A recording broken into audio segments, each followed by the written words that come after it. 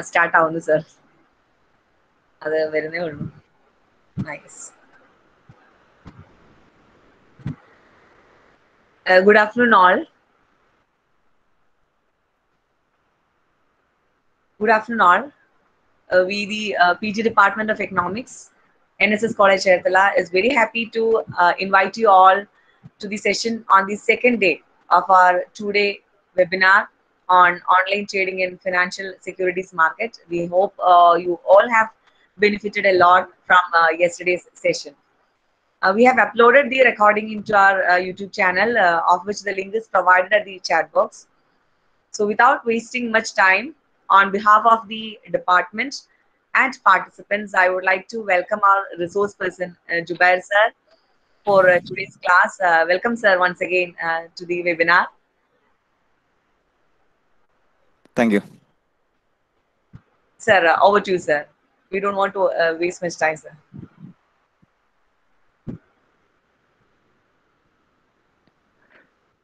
Good afternoon to you all. Yesterday, we have discussed the details of primary market in Indian securities market, what is IPO and how to apply for IPO. Now I am going to discuss the details of secondary market or stock exchanges, how to trade in secondary market.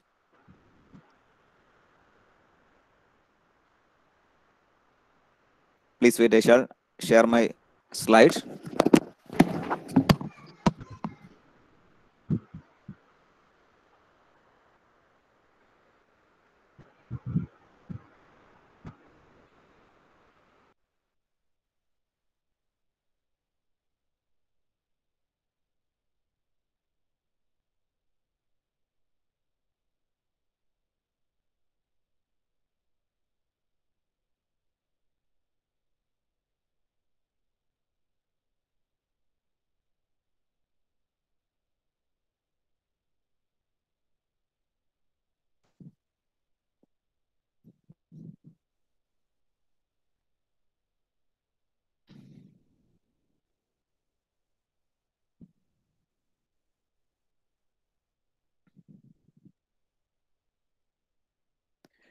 Is the slide visible?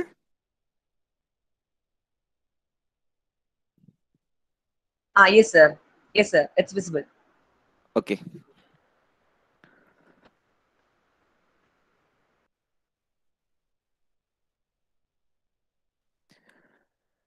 Then another way of direct investment in stock market. The first way of investment in stock market is the primary market. We can invest in the primary market through directly by using initial public offer, which is the issue of securities by the companies for the first time, and the follow-on public offer, which is done by companies after initial public offering. Okay. Then the second way of investing stock market directly is the secondary market. We can buy and sell shares from secondary market at any time after IPO or FPO. Then what is secondary market and how to buy and sell shares and securities in secondary market? That is discussed today. So requirements to trade in secondary market. What are the requirements to trade in secondary market? Secondary market is the market where second-hand securities are bought and sold. നമ്മൾ ഇന്നലെ പറഞ്ഞിരുന്നു അല്ലേ, ഒരിക്കൽ issue ചെയ്ത് കഴിഞ്ഞ shares വീണ്ടും വാങ്ങുകയും വിൽക്കുകയും ചെയ്യുന്ന മാർക്കറ്റാണ് secondary market. What are the requirements? അവിടെ നമുക്കൊരു ഷെയർ വാങ്ങുകയും വിൽക്കുകയും ചെയ്യണമെങ്കിൽ എന്തെല്ലാമാണ് requirements? First one, a bank account. We must have a bank account. നമ്മൾ പ്രൈമറി മാർക്കറ്റ് പറഞ്ഞ പോലെ തന്നെ. കാരണം എന്താണ്, ക്യാഷ് ആയിട്ട് നമുക്ക് സ്റ്റോക്ക് മാർക്കറ്റിൽ ഇൻവെസ്റ്റ് ചെയ്യാൻ വേണ്ടി പറ്റില്ല. We have to invest through a bank. Then second one, a demat account with the depository participant. Primary market lo avashyamaayirunnu. Then a trading account with the broker, which is something different from primary market. Primary market lo oru broker ede sahayam namukku avashyam undayirunilla. അവിടെ നമുക്കൊരു IPO ഒക്കെ apply ചെയ്യണമെങ്കിൽ ഒരു bank വഴി നമുക്ക് apply ചെയ്യാമായിരുന്നു. We can apply directly through a bank or by using UPI with the help of broker. അങ്ങനെ apply ചെയ്യാമായിരുന്നു. പക്ഷെ അവിടെ നമുക്ക് ബ്രോക്കർ എടുത്ത് പോകാതെ തന്നെ ഒരു ഓൺലൈൻ ബാങ്കിങ് വഴി സെൽഫ് സർട്ടിഫൈഡ് സിൻഡിക്കേറ്റ് ബാങ്ക് വഴി അപ്ലൈ ചെയ്യാനുള്ള ഒരു ഫെസിലിറ്റി ഉണ്ടായിരുന്നു. But here there is no such facility. Here we have to approach a broker and we have to open a trading account with the broker. ഒരു broker എടുത്ത് നമ്മൾ ഒരു trading account open ചെയ്തിരിക്കണം. Then so there are 3 accounts required: bank account, demat account and trading account. അതിൽ നമുക്ക് demat അക്കൗണ്ടും trading അക്കൗണ്ടും ഒക്കെ എന്ത് ചെയ്യാം, നമ്മളൊരു ബ്രോക്കർ എടുത്ത് ചെല്ലുകയാണെങ്കിൽ രണ്ടും ഒരുമിച്ച് നമുക്ക് തുടങ്ങാൻ വേണ്ടി പറ്റും. അവിടെ നമുക്ക് രണ്ടും വെവ്വേറെ തുടങ്ങുന്ന പ്രൊസീജിയർ ഒന്നുമില്ല. കാരണം ഈ DPയുടെ ലൈസൻസും അതേപോലെ തന്നെ ബ്രോക്കിംഗ് ലൈസൻസും ഒക്കെ മിക്കവാറും എല്ലാ ബ്രോക്കേഴ്സിനും ഉണ്ടാകും. അതേപോലെ ബാങ്കുകളുണ്ട്, 3-in-1 അക്കൗണ്ട് കൊടുക്കുന്ന ബാങ്കുകളുണ്ട് കേട്ടോ. അവിടെ ശരിയാണെങ്കിൽ നമുക്ക് 3 അക്കൗണ്ടും all these accounts can be opened with a single bank.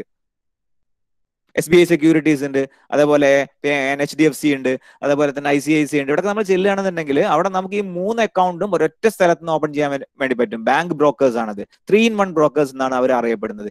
എന്താണ് ഈ 3 അക്കൗണ്ടുകളുടെ പ്രത്യേകത നമ്മൾ മനസ്സിലാക്കിയിരിക്കേണ്ടതുണ്ട്. അപ്പൊ നമുക്ക് ഒരു കമ്പനിയുടെ കുറച്ച് ഷെയർ വാങ്ങണമെന്ന് കരുതുക. അങ്ങനെ വാങ്ങണമെന്ന് കരുതുന്നുണ്ടെങ്കിൽ നമ്മൾ ബാങ്ക് അക്കൗണ്ടിൽ നിന്ന് പണം ട്രേഡിംഗ് അക്കൗണ്ടിലേക്ക് ട്രാൻസ്ഫർ ചെയ്യണം. ആ ട്രേഡിംഗ് അക്കൗണ്ടിൽ വെച്ചിട്ടാണ് നമ്മൾ ഷെയർ വാങ്ങുന്നത്. അത് വാങ്ങി കഴിയുമ്പോൾ നമ്മുടെ ഷെയർ ഇലക്ട്രോണിക് ഫോമിലാക്കി ഡിജിറ്റൽ ഫോമിലാക്കിയിട്ട് ഡിമാറ്റ് അക്കൗണ്ടിലേക്ക് പോകുന്നു. ഇനി നമുക്ക് എന്ത് ചെയ്യാം, പിന്നീട് ഷെയർ വിൽക്കണം എന്നുണ്ടെങ്കിൽ എന്ത് ചെയ്യുന്നു, നമ്മുടെ ട്രേഡിംഗ് അക്കൗണ്ടിലാണ് അത് വിൽക്കുന്നത്. അത് വിറ്റ് കഴിയുമ്പോൾ ഡിമാറ്റ് അക്കൗണ്ടിലുള്ള ഷെയർ എന്ത് ചെയ്യുന്നു, അവിടെ നിന്ന് റിമൂവ് ചെയ്യപ്പെടുന്നു. അത് കഴിഞ്ഞ് വിറ്റ തുക നമ്മുടെ ബാങ്ക് അക്കൗണ്ടിലേക്ക് ക്രെഡിറ്റ് ചെയ്യുന്നു. അപ്പൊ ഇതാണ് ഈ ഒരു 3 അക്കൗണ്ടുകളുടെ പ്രത്യേകത: bank account, demat account and trading account. Then power of attorney എന്ന് പറയുന്ന ഒരു സംഭവം ഉണ്ട്. പവർ ഓഫ് അറ്റോർണി എന്ന് പറഞ്ഞാൽ we authorise our broker to buy and sell in favour of us. നമുക്ക് വേണ്ടിയിട്ട് വാങ്ങുകയും വിൽക്കുകയും ചെയ്യാൻ വേണ്ടി നമ്മൾ ബ്രോക്കറെ ഓതറൈസ് ചെയ്യുന്ന ഒരു ഫോമാണ് പവർ ഓഫ് അറ്റോർണി. എന്നാൽ പവർ ഓഫ് അറ്റോർണി ഇല്ലാതെയും നമുക്ക് വേണമെങ്കിൽ ട്രേഡിംഗ് നടത്താം. പക്ഷെ ഓൺലൈൻ ആയിട്ട് നമുക്ക് ട്രേഡിംഗ് നടത്തണമെന്നുണ്ടെങ്കിൽ ഈ പവർ ഓഫ് അറ്റോർണി കൊടുത്തിരിക്കണം. ഇല്ലെങ്കിൽ എന്ത് ചെയ്യുക, ടിപിൻ എന്നൊക്കെ പറയുന്ന ഒരു സംവിധാനം ഇപ്പോൾ ഉണ്ട്, അത് ഉപയോഗിച്ചിട്ട് വേണമെങ്കിൽ ചെയ്യാം. പക്ഷെ അത് കുറച്ച് കോംപ്ലക്സ് ആണ്. എന്നാൽ വളരെ ഈസി ആയിട്ട് ഓൺലൈൻ ട്രേഡിംഗ് നടത്തണമെന്നുണ്ടെങ്കിൽ നമ്മൾ പവർ ഓഫ് അറ്റോർണി ബ്രോക്കർ കൊടുത്തിരിക്കണം. അല്ലെങ്കിൽ നമ്മൾ നേരിട്ട് ബ്രാഞ്ചിലൊക്കെ പോയിട്ട് DIS ഡെലിവറി ഇൻസ്ട്രക്ഷൻ സ്ലിപ്പ് എന്ന് പറയുന്ന സ്ലിപ്പ് ഉണ്ട്, ആ സ്ലിപ്പ് ഒക്കെ ഫില്ല് ചെയ്തിട്ടൊക്കെയാണ് നമ്മൾ ട്രേഡിംഗ് നടത്തുന്നതെങ്കിൽ there is no need of power of attorney. അപ്പൊ പവർ ഓഫ് അറ്റോർണി കമ്പൽസറി ആയിട്ടുള്ള ഒരു ഡോക്യുമെന്റ് ആയിട്ട് പറയുന്നില്ല. ദെൻ ട്രേഡിംഗ് പ്ലാറ്റ്ഫോം ഉണ്ട്. ഓൺലൈൻ ആയിട്ട് നമുക്ക് ട്രേഡ് നടത്തണമെന്നുണ്ടെങ്കിൽ അതിന് ട്രേഡിംഗ് പ്ലാറ്റ്ഫോം വേണം. അത് വെബ് ബേസ്ഡോ അല്ലെങ്കിൽ മൊബൈൽ ബേസ്ഡോ ആയിട്ടുള്ള trading platform that will be provided by the broker. Okay, അപ്പോൾ that trading platform or trading terminal provided by the broker is to be used for trading. Then how to start stock trading or investment in secondary market? എങ്ങനെ തുടങ്ങാമെന്ന് ചോദിച്ചാൽ select a broker first. We have to select a broker. നമ്മളൊരു ബ്രോക്കറെ select ചെയ്യണം. There are 3 kinds of brokers. Full service brokers are there. ആ full സർവീസിന്റെ കൂടെ തന്നെ bank brokers ഉണ്ട്. ഞാൻ ഓൾറെഡി പറഞ്ഞു കഴിഞ്ഞു. ബാങ്ക് ബ്രോക്കേഴ്സ് ഉണ്ട്, ബാങ്ക് അക്കൗണ്ട്, ഡിമാറ്റ് അക്കൗണ്ടും ട്രേഡിംഗ് അക്കൗണ്ടും എല്ലാം തുടങ്ങാൻ പറ്റുന്നത്. ദെൻ ഡിസ്കൗണ്ട് ബ്രോക്കേഴ്സ് ഉണ്ട്. Discount brokers are also called online brokers. ഏറ്റവും കൂടുതൽ പ്രചാരമുള്ള ബ്രോക്കേഴ്സ് ആണ് ഓൺലൈൻ ബ്രോക്കേഴ്സ്. പക്ഷെ അവരുടെ സർവീസസ് ആർ ലിമിറ്റഡ്. അവർ നമുക്ക് തരുന്ന സർവീസസ് വളരെ കുറച്ചാണ്. And also their brokerage is very low while compared to full service brokers. So full service brokers provide us a lot of services, but the discount broker provide us a trading terminal and the support for online trading. That is the difference. Then the bank broker പൊതുവെ എന്താണ്, full service ബ്രോക്കർമാർ തന്നെയാണ്. പക്ഷെ ഒരു 3-in-1 account ആണ് നൽകുന്നത്. നമുക്ക് ബാങ്കിന്റെ സർവീസും അതേപോലെ ബ്രോക്കറുടെ ഡിമാറ്റ് സർവീസും എല്ലാം ഒരൊറ്റ കുടക്കയിൽ കിട്ടുന്നു എന്നുള്ളതാണ് ബാങ്ക് ബ്രോക്കേഴ്സിന്റെ പ്രത്യേകത.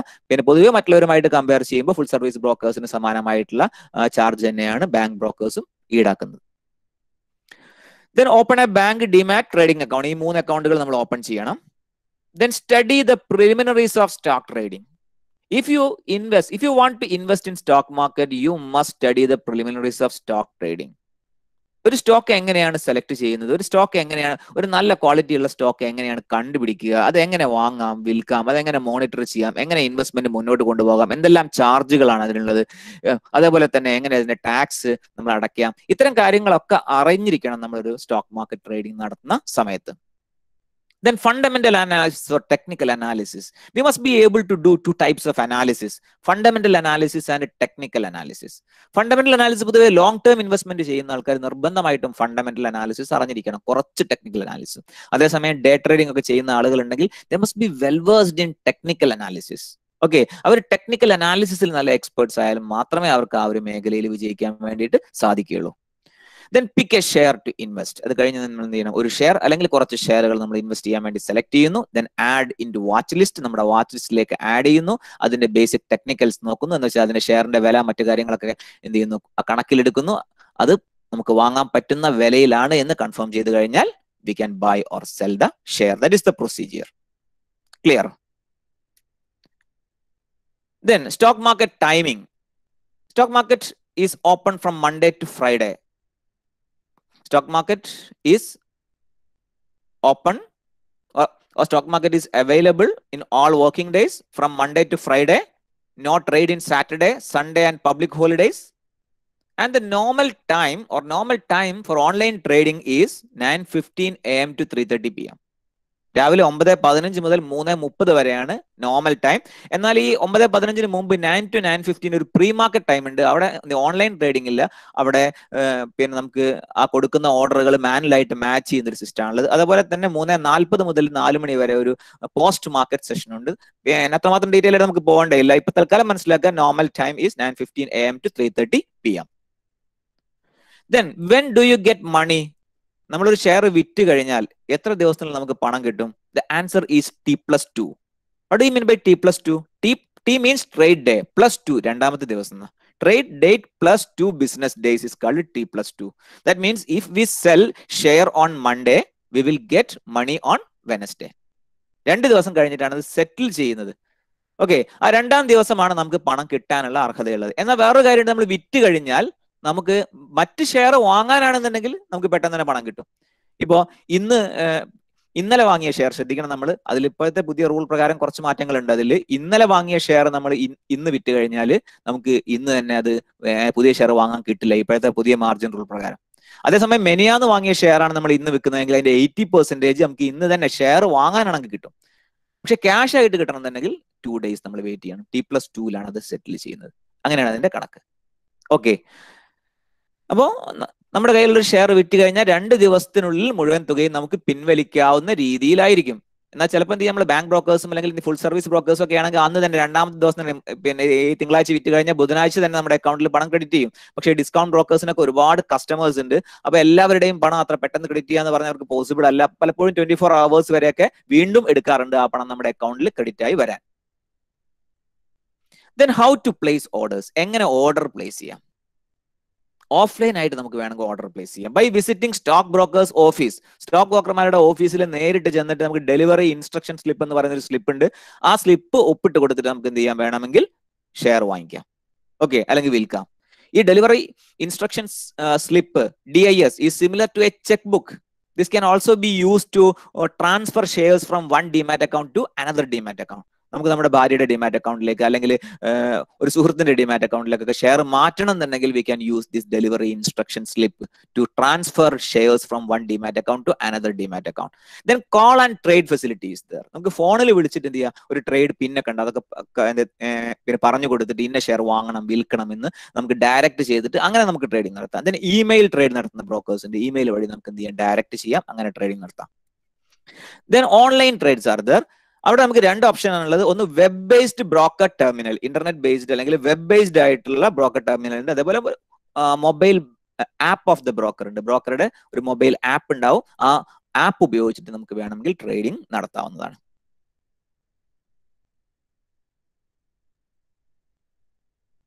Then type of orders in secondary market. ഏതൊക്കെ രീതിയിലുള്ള ഓർഡേഴ്സ് ആണ് സെക്കൻഡറി മാർക്കറ്റിൽ ഉള്ളത് നോക്കാം. First one MIS, margin intraday square off, അല്ലെങ്കിൽ ഇൻട്രാഡേ ഓർഡർ എന്ന് പറയുന്ന ഒരു ഓർഡർ ഉണ്ട്. MIS എന്നാണ് വിളിക്കുക, മാർജിൻ ഇൻട്രാഡേ സ്ക്വയർ ഓഫ്. എന്തുകൊണ്ടത് മാർജിൻ ഇൻട്രാഡേ സ്ക്വയർ ഓഫ് എന്ന് പറയുന്നത്? ഇത് ഇൻട്രാഡേ ആണ്. ഒരേ ദിവസം തന്നെ നമ്മൾ വാങ്ങുകയും വിൽക്കുകയും ചെയ്യുന്നുണ്ടെങ്കിൽ, എന്ന് വെച്ചാൽ രാവിലെ വാങ്ങിയ ഷെയർ വൈകുന്നേരത്തിനുള്ളിൽ വിൽക്കാൻ നമുക്ക് ഉദ്ദേശമുണ്ടെങ്കിൽ നമ്മൾ ഈ ഓർഡർ ആണ് പ്ലേസ് ചെയ്യേണ്ടത്. ഇൻട്രാഡേ ആണ്. അത്തരം ഓർഡറുകൾക്ക് ചിലപ്പോൾ നമുക്ക് മാർജിൻ കിട്ടും. What you mean by margin? ഇവിടെ നമ്മൾ മാർജിൻ കൊണ്ട് ഉദ്ദേശിക്കുന്നത്, നമ്മൾ വാങ്ങാൻ ഉദ്ദേശിക്കുന്നത് ഇപ്പോൾ 10,000 രൂപയുടെ ഷെയർസ് ആണെങ്കിൽ അത് ഇൻട്രാഡേ ട്രേഡിനാണെങ്കിൽ ചിലപ്പോൾ നമ്മൾ 10,000 രൂപ തന്നെ നമ്മുടെ അക്കൗണ്ടിൽ വേണമെന്നില്ല, ട്രേഡിംഗ് അക്കൗണ്ടിൽ വേണമെന്നില്ല. അപ്പോൾ ഒരു 4x മാർജിൻ ഒക്കെ തരുന്നൊരു ബ്രോക്കർ ആണെങ്കിൽ അതിന്റെ 4 അംശം 2,500 രൂപ നമ്മുടെ കയ്യിൽ ഉണ്ടായാൽ മതി. 10,000 രൂപയുടെ ഷെയർ നമുക്ക് വാങ്ങാൻ വേണ്ടി പറ്റും. ഓക്കെ, അപ്പൊ അത് മാർജിൻ അവൈലബിൾ ആയതുകൊണ്ടാണ് മാർജിൻ ഇൻട്രാഡേ. ഇനി ഒരു വാക്കുകൂടി ഉണ്ട്, സ്ക്വയർ ഓഫ്. സ്ക്വയർ ഓഫ് എന്ന് പറഞ്ഞാൽ, ഇനി നമ്മളിപ്പോൾ രാവിലെ വാങ്ങിച്ചു, നമ്മൾ രാവിലെ വാങ്ങിച്ചു കഴിഞ്ഞാൽ വൈകുന്നേരമായിട്ട് നമ്മൾ വിറ്റിട്ടില്ലെങ്കിൽ എന്ത് ചെയ്തോളും, ബ്രോക്കർ തന്നെ ഓട്ടോമാറ്റിക് ആയിട്ട് ഇത് സെയിൽ ചെയ്തോളും. അല്ലെങ്കിൽ നമ്മൾ രാവിലെ പിന്നെ ഷോർട്ട് സെല്ലിംഗ് എന്ന പരിപാടി ഉണ്ട്, ഞാൻ പിന്നീട് പറയാതെ. ഓക്കെ, രാവിലെ നമുക്ക് വേണമെങ്കിൽ വിൽക്കാം. അങ്ങനെ വിറ്റ് കഴിഞ്ഞാൽ വൈകുന്നേരം ആകുമ്പോൾ തിരിച്ചു വാങ്ങിയിരിക്കണം. അങ്ങനെ നമുക്ക് വാങ്ങാൻ പറ്റുന്നില്ലെങ്കിൽ the broker will purchase. Okay, this process is called square off, auto square off എന്നാണ് നമ്മൾ അതിനെ വിളിക്കുക. അപ്പൊ ആ ഫെസിലിറ്റി ഉള്ള ഓർഡറാണ് MIS ഓർഡർ. ഇത് പല പിന്നെ ബ്രോക്കേഴ്സിന്റെ ടെർമിനലിലും പല രീതിയിലൊക്കെയാണ്. ചിലത് MIS എന്ന് കാണാം, ചിലത് ഇൻട്രാഡേ എന്ന് കാണാം, അങ്ങനെയൊക്കെ കാണാം. It is used for buying and selling shares within A day. The position will be automatically squared off at the end of the trading day. അപ്പൊ നമുക്ക് വേണമെങ്കിൽ അതിന് മുമ്പേ നമുക്ക് വേണമെങ്കിൽ എന്ത് ചെയ്യാം, ബൈ ചെയ്തിട്ടുണ്ടെങ്കിൽ സെൽ കൊടുക്കാം, അല്ലെങ്കിൽ സെൽ ചെയ്തിട്ടുണ്ടെങ്കിൽ ബൈ കൊടുക്കാം. നമ്മൾ ചെയ്തിട്ടില്ലെങ്കിൽ it will be automatically squared off by the broker. Then another one is CNC. Another order is CNC, cash and carry. It is also called delivery order. അപ്പൊ നമ്മൾ ഒരു ദിവസം തന്നെ ഇന്ന് വാങ്ങിയത് ഇന്ന് തന്നെ വിൽക്കാൻ നമുക്ക് ഉദ്ദേശമില്ല. അങ്ങനെയാണെങ്കിൽ നമുക്ക് ഏത് ഓർഡറാണ് സെലക്ട് ചെയ്യേണ്ടത്? ഡെലിവറി ഓർഡറാണ് സെലക്ട് ചെയ്യേണ്ടത്. CNC എന്നുള്ള ഓർഡറാണ് സെലക്ട് ചെയ്യേണ്ടത്. ഇനി എന്ത് ചെയ്യാം, നമ്മൾ MIS സെലക്ട് ചെയ്തിട്ട് അന്ന് തന്നെ വിൽക്കാൻ ഉദ്ദേശമില്ലെങ്കിൽ MIS ഓർഡർ നമുക്ക് CNC ആക്കിയിട്ട് മാറ്റാം. അല്ലെങ്കിൽ CNC എന്ത് ചെയ്യാം, അന്ന് തന്നെ വിൽക്കാൻ വിചാരിക്കുകയാണെങ്കിൽ എന്ത് ചെയ്യാം, MIS ആയിട്ട് മാറ്റുകയൊക്കെ ചെയ്യാം, കൺവേർട്ട് ചെയ്യുക ചെയ്യാം. There is no problem. പക്ഷേ ഇവിടെ എന്ത് ചെയ്യാം, CNC ആണെങ്കിൽ നമുക്ക് മാർജിൻ കിട്ടിക്കൊള്ളുന്നില്ല. അപ്പൊ മാർജിൻ കിട്ടണമെന്നുണ്ടെങ്കിൽ ഇൻട്രാഡേ ട്രേഡിന് എന്ത് തന്നെ സെലക്ട് ചെയ്യണം, നമ്മൾ MIS തന്നെ സെലക്ട് ചെയ്യേണ്ടി വരും. അപ്പൊ അതുകൊണ്ടാണ് ഞാൻ ഇങ്ങനെ തന്നെ വെവ്വേറെ പറയുന്നത്. Okay, it is used for buying and selling shares for delivery. Delivery എന്ന് പറഞ്ഞാൽ അന്ന് തന്നെ നമ്മൾ വിൽക്കുന്നില്ല, ഷെയർ നമ്മുടെ ഡിമാറ്റ് അക്കൗണ്ടിലേക്ക് ഡെലിവറി എടുക്കുന്നുണ്ടെങ്കിൽ that type of order is called delivery order or CNC. എന്ന് വെച്ചാൽ ഇന്ന് വാങ്ങിയാൽ നമ്മൾ ഇന്ന് വിൽക്കുന്നില്ല, നാളെ വിൽക്കുന്നുള്ളൂ, അല്ലെ മറ്റന്നാളെ വിൽക്കുന്നുള്ളൂ, ഒരു മാസം കഴിഞ്ഞ് ഒരു വർഷം കഴിഞ്ഞോ വിൽക്കുന്നുള്ളൂ. All these are delivery order. Clear? Then market order is there. A market order is an order to buy or sell a security immediately at current market price. ഇപ്പൊ നിലവിൽ എന്ത് വിലക്കാണോ ആ ഷെയർ ഉള്ളത് ആ വിലക്ക് നമ്മൾ വാങ്ങാനോ വിൽക്കാനോ കൊടുക്കുന്ന ഓർഡറാണ് market order. So there is no need to specify price here. If we place a market order, there is no need to type the price that we want to buy or sell. നമ്മൾ വാങ്ങാനോ വിൽക്കാനോ ഉദ്ദേശിക്കുന്ന വില അവിടെ കൊടുക്കേണ്ട കാര്യമില്ല, എത്ര quantity എന്നുള്ളത് മാത്രം കൊടുത്താൽ മതി. ഉദാഹരണമായി പറഞ്ഞാൽ ഞാൻ റിലയൻസിന്റെ 1000 ഷെയർ വാങ്ങാൻ വിചാരിക്കുകയാണ്.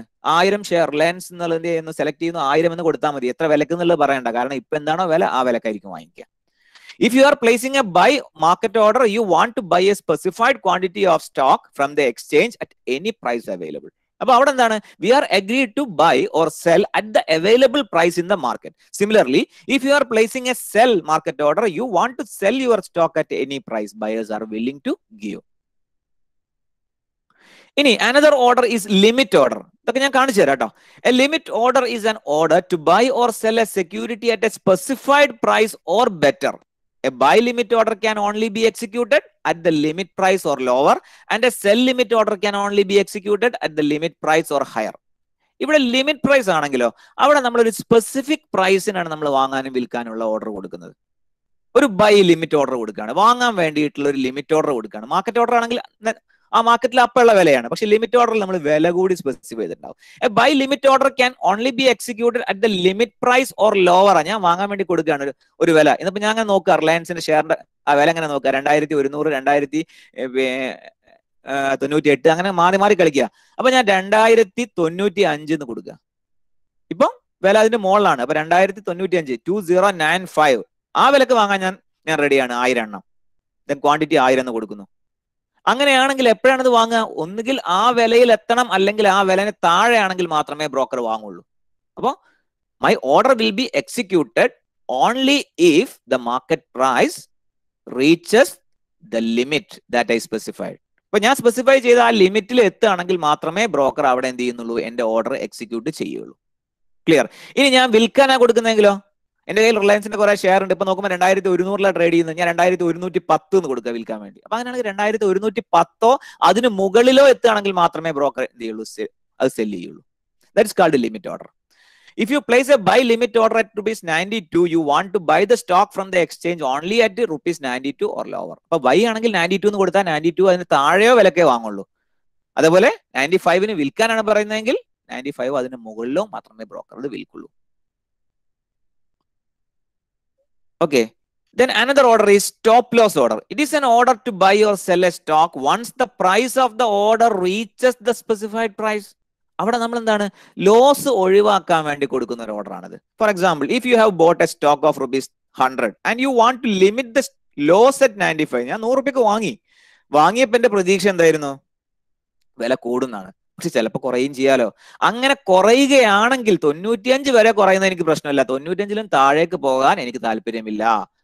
95 എത്തിയ 5 രൂപ നഷ്ടം ഞാൻ സഹിക്കേണ്ടി വരും. 95-ലും താഴേക്ക് പോകാൻ എനിക്ക് താല്പര്യമില്ലെങ്കിൽ എനിക്ക് അവിടെ 95 ഒരു സ്റ്റോപ്പ് ലോസ് ഇട്ട് വെക്കാം. അങ്ങനെ ഒരു സ്റ്റോപ്പ് ലോസ് ഓർഡർ കൊടുത്തു കഴിഞ്ഞാൽ ഞാൻ 100 രൂപക്ക് ഷെയർ വാങ്ങുമ്പോൾ തന്നെ സ്റ്റോപ്പ് ലോസും കൊടുക്കാം. 100 രൂപക്ക് വാങ്ങാനുള്ള ഓർഡർ കൊടുക്കുമ്പോൾ തന്നെ 95 സ്റ്റോപ്പ് ലോസ് ഇട്ട് വെച്ചാൽ എന്താ സംഭവിക്കുക? 100-ലെത്തിയാൽ വാങ്ങും. ദെൻ 100 മുകളിലോട്ട് പോയാൽ ആ പ്രശ്നമില്ല, എനിക്ക് ഹോൾഡ് ചെയ്യാം. 100 താഴോട്ട് വന്ന് 95 എത്തിയാൽ ഓട്ടോമാറ്റിക്കായിട്ട് എന്ത് ചെയ്യും? വിറ്റിട്ട് ഫർദർ നഷ്ടം ഒഴിവാക്കാൻ വേണ്ടിയിട്ട് ബ്രോക്കർ സഹായിക്കും. That type of order is called stop loss order. അവിടെ 2 തരം പ്രൈസ് ചോദിക്കാറുണ്ട്, ട്രിഗർ പ്രൈസും ലിമിറ്റ് പ്രൈസും. ചിലരെന്ത് ചെയ്യാം, ആ ലിമിറ്റ് പ്രൈസ് മാത്രമേ ഉണ്ടാവുള്ളൂ. ചിലപ്പോൾ ട്രിഗർ പ്രൈസ് എന്ന് പറഞ്ഞിട്ട് ഒരു പ്രൈസ് സ്റ്റോപ്പ് ലോസ് ഓർഡർ നമ്മൾ കാണും. The trigger price is a part of stop loss order. When you place a stop loss order, you need to enter 2 types of prices, trigger price and limit price. Your stop loss order gets activated when the price of a security reaches or crosses the trigger price. അപ്പൊ trigger പ്രൈസിന്റെ താഴോട്ട് വന്നാലാണ് നിങ്ങളുടെ order execute ചെയ്യുന്നത്. The order is executed at the limit price. For example പറഞ്ഞാൽ, you buy 100 shares at a price of 350. നമ്മൾ 350 രൂപയ്ക്ക് share വാങ്ങുകയാണ്. You put a stop loss order to minimize your losses in case of share price goes down. Your trigger price is 345. 350-ന് വാങ്ങുന്നു, നമ്മൾ trigger price ആയിട്ട് 345 കൊടുക്കുകയാണെങ്കിൽ 345-ല് വില താഴോട്ട് പോന്നാലാണ് എന്ത് ചെയ്യുക? അതിൽ നമ്മുടെ ലിമിറ്റ് പ്രൈസ് എക്സിക്യൂട്ട് ആവുള്ളൂ. ലിമിറ്റ് പ്രൈസ് എത്രയായിരിക്കും? ദ ലിമിറ്റ് പ്രൈസ് ഈസ് 340 ആണ്. എന്ന് വെച്ചാൽ 350-ന് വാങ്ങുന്നു, ട്രിഗർ പ്രൈസ് 345 കൊടുക്കുന്നു, ലിമിറ്റ് പ്രൈസ് 340. അപ്പൊ 345-ല് താഴോട്ട് വില വന്നു കഴിഞ്ഞാൽ എന്ത് ചെയ്യും? ഓർഡർ പ്ലേസ് ആവും. എത്രക്ക് വിൽക്കാനുള്ള? 340-ന് വിൽക്കാനുള്ള ഓർഡർ അവിടെ പ്ലേസ് ആവും. പിന്നെ 340 എത്തിക്കഴിഞ്ഞാൽ അപ്പൊ തന്നെ വിൽപ്പന നടക്കുകയും ചെയ്യും. ഇതാണ് ഇതിന്റെ ഒരു പ്രൊസീജിയർ. ഇനി ആ 340-ലേക്കൊന്നും എത്താതെ ഒറ്റയടിക്ക് താഴോട്ടൊക്കെ പോയാൽ ചിലപ്പോൾ ഓർഡർ നടന്നുകൊള്ളണമെന്ന് ഇല്ല. Now as soon as the share price reaches 345 or goes below, a sell order will be executed. അപ്പോൾ അത്രയുമാണ് പ്രധാനമായിട്ടും ഇതിന്റെ ഓർഡർ വരുന്നത്. ഇനി നമുക്ക് ഈ ഓർഡറുകൾ ഒന്നുകൂടി മനസ്സിലാക്കാം. നമുക്ക് അതിന്റെ ഒരു ടെർമിനലിൽ പോയിട്ട് നമുക്കൊന്ന് മനസ്സിലാക്കാൻ വേണ്ടി ശ്രമിക്കാം.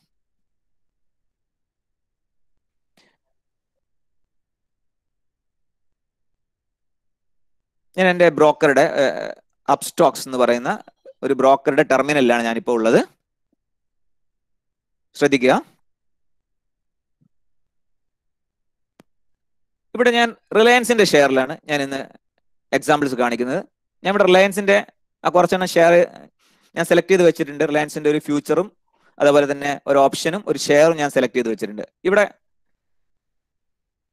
കാണാൻ പറ്റുന്നുണ്ടോ എന്ന് എനിക്ക് അറിയില്ല. റിലയൻസ് ഇവിടെ കാണാൻ നിങ്ങൾക്ക് റിലയൻസ് NSE EQ എന്ന് പറയുന്നത് അവിടെ ഇങ്ങനെ മാറിക്കൊണ്ടിരിക്കുന്ന കാണാം. 2177.40 ഷെയർ ഇപ്പൊ ട്രേഡ് ചെയ്തുകൊണ്ടിരിക്കുന്നത്. അതിങ്ങനെ ഓരോ സെക്കൻഡിലും മാറുന്നത് കാണാം. 2177 ആയിപ്പോ ഇങ്ങനെ മാറിക്കൊണ്ടിരിക്കുന്നത് കാണാം. അവിടെ തന്നെ നമുക്ക് ബൈ കാണാം, സെൽ കാണാം, പിന്നെ മറ്റു കാര്യങ്ങളുണ്ട്. സിമ്പിൾ ഇൻഫോ ഉണ്ട്, അതേപോലെ തന്നെ ഓപ്ഷൻ ചെയിൻ ഉണ്ട്, പിന്നെ മറ്റു ഓപ്ഷൻസ് ഉണ്ട്. ഇപ്പൊ ഞാനിവിടെ വാങ്ങാൻ വേണ്ടിയിട്ടാണ് പോകുന്നതെങ്കിൽ എന്ത് ചെയ്യുക? ബൈയിൽ ക്ലിക്ക് ചെയ്യുന്നു, ബൈ. അപ്പൊ ഇവിടെ എന്ത് വന്നു? ഇവിടെ ഒരു സ്ക്രീൻ വന്നു. ഒന്നുകൂടി വലുതാക്കി കാണിക്കാം. റിലയൻസിന്റെ ഷെയർ ആണ്. ഇപ്പോഴത്തെ വില ഇവിടെ കാണുന്നുണ്ട് 2177 രൂപയാണ്. ഇന്നലത്തെ വിലയിൽ നിന്ന് ഇത് 13 രൂപ കുറഞ്ഞിട്ടുണ്ട്. 0.61% ഇന്നലത്തെ വിലയേക്കാളും ഇന്ന് ഈ ഷെയറിന്റെ വില താഴോട്ടാണ്. ഇവിടെ ബൈ ഓപ്ഷൻ ഉണ്ട്, സെൽ ഓപ്ഷൻ ഉണ്ട്. എനിക്ക് വേണേൽ സെല്ലാക്കാം അല്ലെങ്കിൽ ബൈ ആക്കാം. ഇപ്പൊ ഞാൻ ബൈ ആണ് കൊടുക്കുന്നതെങ്കിൽ ഇവിടെ ക്വാണ്ടിറ്റി ചോദിക്കുന്നത്, എത്ര ക്വാണ്ടിറ്റി എനിക്ക് വേണ്ടതെന്ന് ചോദിക്കുന്നുണ്ട്. ഞാൻ 1000 ക്വാണ്ടിറ്റി ഞാൻ അവിടെ ടൈപ്പ് ചെയ്യുന്നു. 1000 ഷെയർ ആണ് എനിക്ക് വേണ്ടത്. അവിടെ പ്രോഡക്റ്റ് ടൈപ്പ് നോക്കൂ നിങ്ങൾ. ഇവിടെ ഡെലിവറി ഉണ്ട്, അതേപോലെ ഇൻട്രാഡേ ഉണ്ട്. ഡെലിവറി, ഇൻട്രാഡേ 2 ഓപ്ഷനാണ് ഇവിടെ ഉള്ളത്. നമ്മൾ നേരത്തെ പഠിച്ചിട്ടുണ്ട്. ഇൻട്രാഡേ എന്ന് പറഞ്ഞാൽ MIS ആണ്, margin intraday square of. MIS order ആണ് ഇൻട്രാഡേ ഓർഡർ എന്ന് പറഞ്ഞാൽ, അല്ലെങ്കിൽ ഡെലിവറി ഓർഡർ. ഇപ്പൊ ഇന്ന് തന്നെ ഞാനിപ്പോ ഈ വാങ്ങുന്ന ഷെയർ ഇന്ന് തന്നെ വിൽക്കാനാണ് എന്റെ താല്പര്യമെങ്കിൽ ഞാൻ ഇവിടെ ഇൻട്രാഡേ ആണ് സെലക്ട് ചെയ്യേണ്ടത്.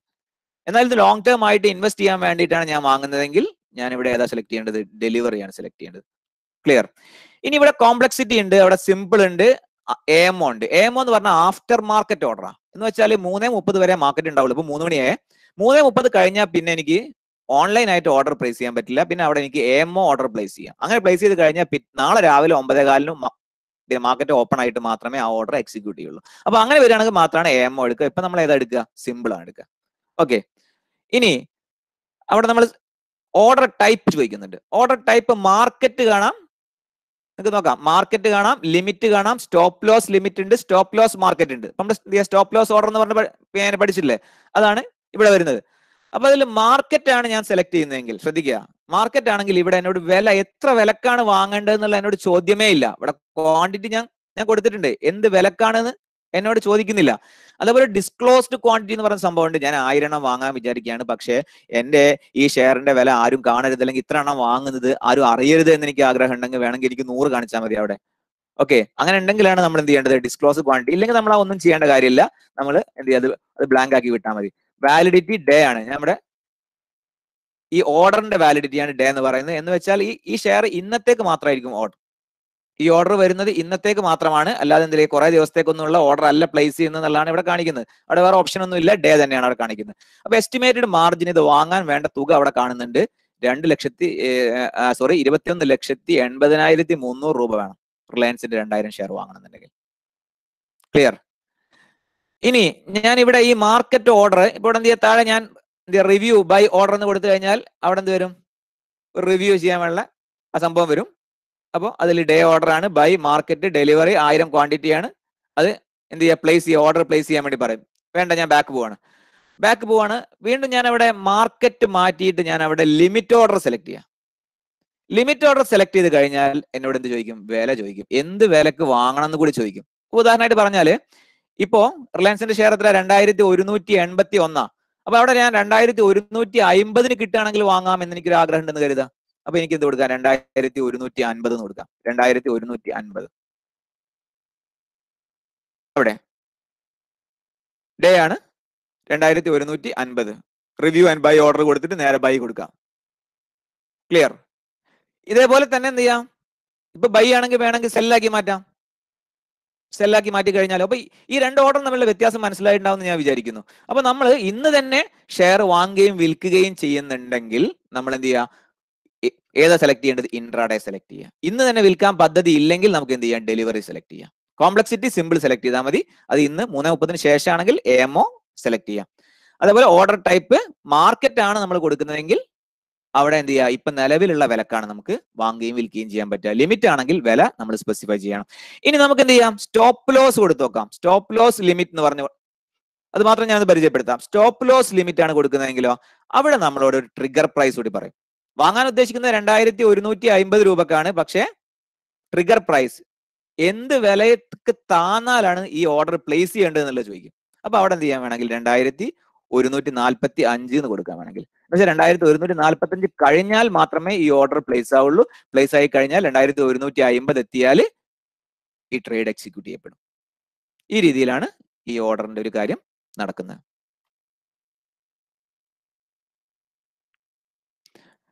അത് ക്ലിയർ ആയിട്ടുണ്ടെന്നാണ് ഞാൻ വിചാരിക്കുന്നത്. എങ്ങനെയാണ് മാർക്കറ്റിൽ നിന്ന് ഷെയർ വാങ്ങുകയും വിൽക്കുകയും ചെയ്യുന്നത്, ഇത്രമാത്രം സിമ്പിൾ ആണ് ഒരു മാർക്കറ്റിൽ നിന്ന് നമ്മൾ ഷെയർ വാങ്ങുകയും വിൽക്കുകയും ചെയ്യുന്ന ഒരു പ്രൊസീജിയർ എന്ന് പറയുന്നത്. അതേപോലെ തന്നെ ഇവിടെ എന്താ പറയാ, നമുക്ക് റിലയൻസിന്റെ ഞാൻ പിന്നെ ഫ്യൂച്ചേഴ്സ് ആൻഡ് ഓപ്ഷൻസിലേക്ക് പിന്നീട് വരാം. ആ സമയത്ത് പിന്നെ എത്രമാത്രം ആക്റ്റീവ് ആയിട്ടുണ്ടാവുന്നില്ല എനിക്ക് അറിഞ്ഞുകൂടാ, കൊണ്ട് ഇപ്പം ജസ്റ്റ് ഒന്ന് കാണിച്ചു തരാം. ഇവിടെ റിലയൻസിന്റെ 2000 CE കാണുന്നുണ്ട്. CE എന്ന് പറഞ്ഞാൽ കോൾ യൂറോപ്യൻ എന്നാണ്, കോൾ ഓപ്ഷൻ ആണ്. അത് യൂറോപ്യൻ കോൾ ഓപ്ഷൻ ആണ് കാണുന്നത്. ഇത് എക്സ്പയർ ആവുന്നത് 25 മാർച്ച് 2021 നമ്മുടെ സെലക്ട് ചെയ്തിട്ടാണ്. പിന്നെ ഇഷ്ടംപോലെ പിന്നെ എന്ത് ചെയ്യുക, ഓപ്ഷൻസ് ഉണ്ടാവും. നമുക്ക് ഇവിടെ പിന്നെ വേണമെങ്കിൽ സെർച്ച് ചെയ്താൽ നമുക്ക് റിലയൻസ് ഇവിടെ കൊടുത്താൽ മതി. റിലയൻസ്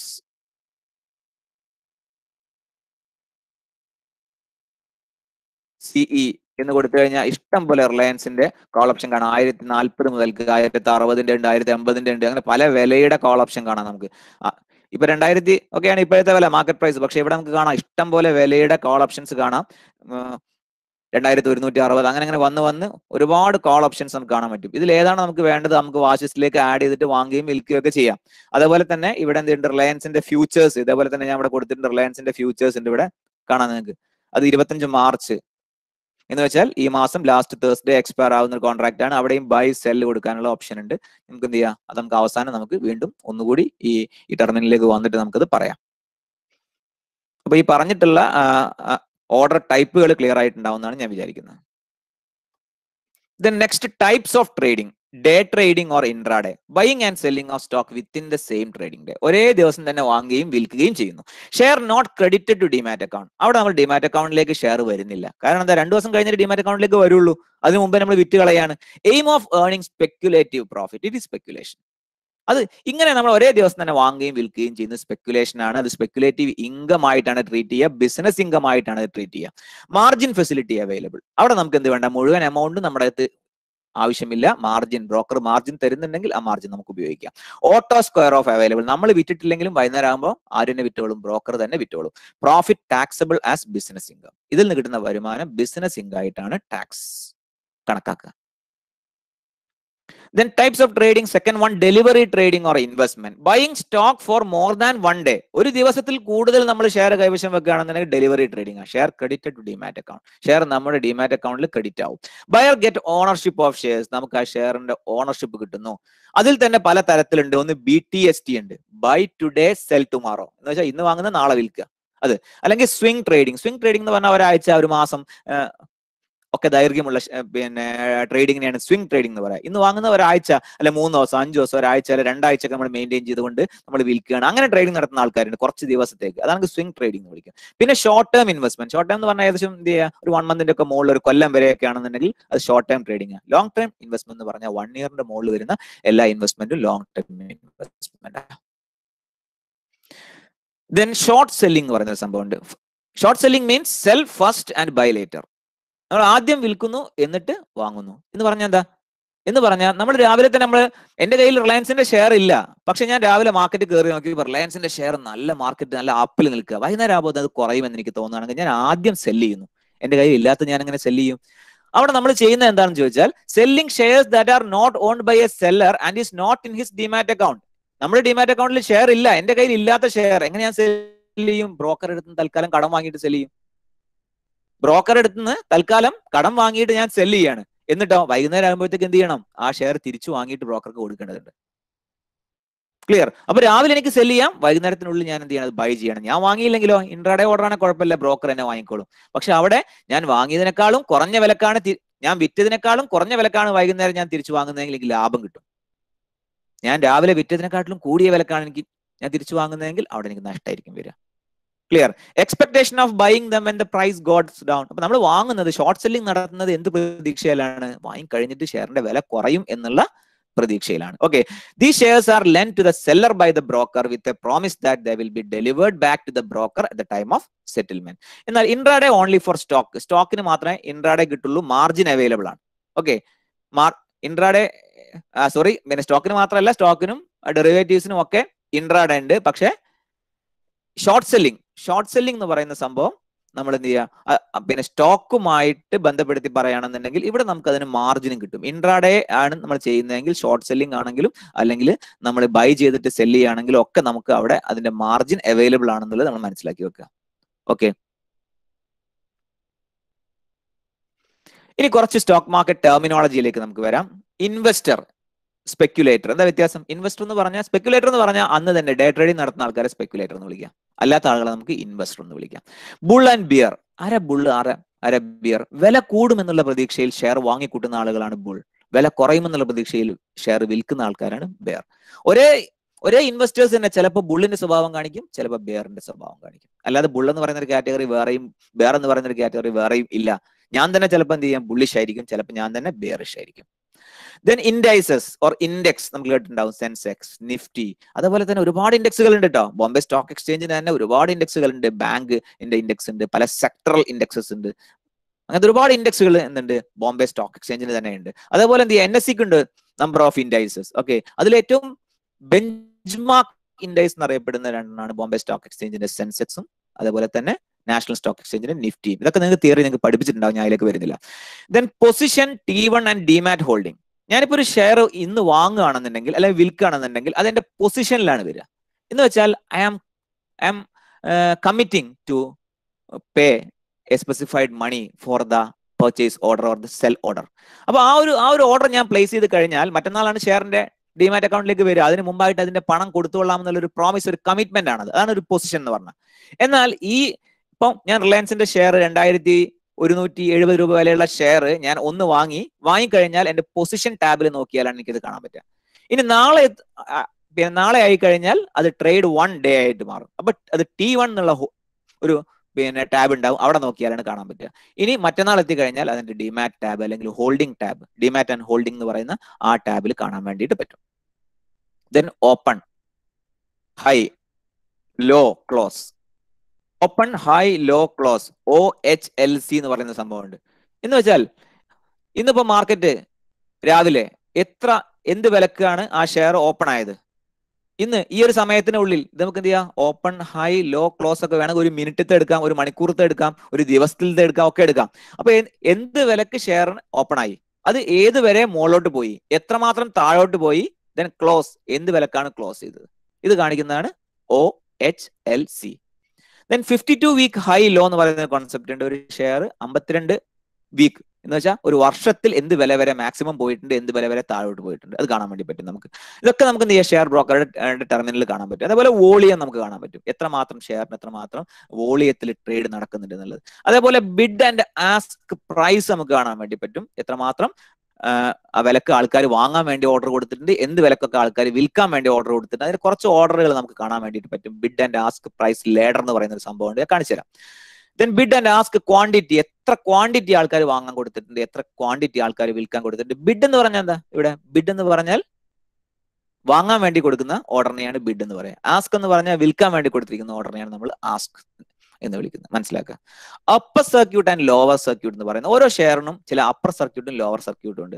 അത് ചില ഷെയറിന് 20% ആയിരിക്കും, ചിലത് 15 ആയിരിക്കും, ചിലത് 10 ആയിരിക്കും, ചിലത് 5 ആയിരിക്കും. ഈ സർക്യൂട്ടിന്റെ അപ്പുറത്തേക്ക് ആ ദിവസം ഷെയറിന്റെ പ്രൈസ് മുകളിലോട്ടും താഴോട്ടും പോകില്ല. എന്ന് വെച്ചാൽ ഒരു ഷെയർ ഇപ്പൊ 100 രൂപയാണ് കരുതുക, ആ ഷെയർ 100 രൂപയാണ് ഷെയറിന്റെ വില, അതിന്റെ ആ സർക്യൂട്ട് എന്ന് പറയുന്നത് 10% ആണെങ്കിൽ അതിന് മാക്സിമം ആ ദിവസം 110 രൂപ വരെ മാത്രമേ ഷെയറിന്റെ പ്രൈസ് മൂവ് ചെയ്യുള്ളൂ. അതേപോലെ താഴോട്ടാണെങ്കിൽ നേരെ 90 വരെ മാത്രമേ മൂവ് ചെയ്യുള്ളൂ. ക്ലിയർ? അപ്പൊ ആ ഒരു സർക്യൂട്ടിൽ എത്തിക്കഴിഞ്ഞാൽ എന്ത് ചെയ്യാം, പിന്നെ അവിടെ ട്രേഡ് സ്റ്റോപ്പ് ആയി പോകും. ക്ലിയർ? അപ്പൊ അതിനെയാണ് നമ്മൾ upper circuit and lower circuit എന്ന് വിളിക്കുന്നത്. ഈ പറഞ്ഞ കാര്യങ്ങൾ നമുക്ക് വേണമെങ്കിൽ ബ്രോക്കറുടെ ടെർമിനലിൽ ഒന്ന് കാണാൻ ശ്രമിക്കാം.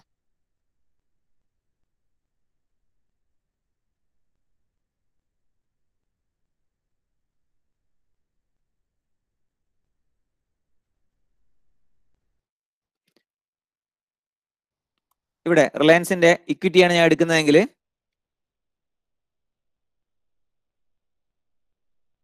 ഇവിടെ നമുക്ക് കാണാൻ പറ്റും, ഓപ്പൺ 2779, ഹൈ 2779 വരെ പോയി, വോളിയം 10.2K, 10.2K എന്ന് പറഞ്ഞാൽ അവിടെ 1000-ലാണ്.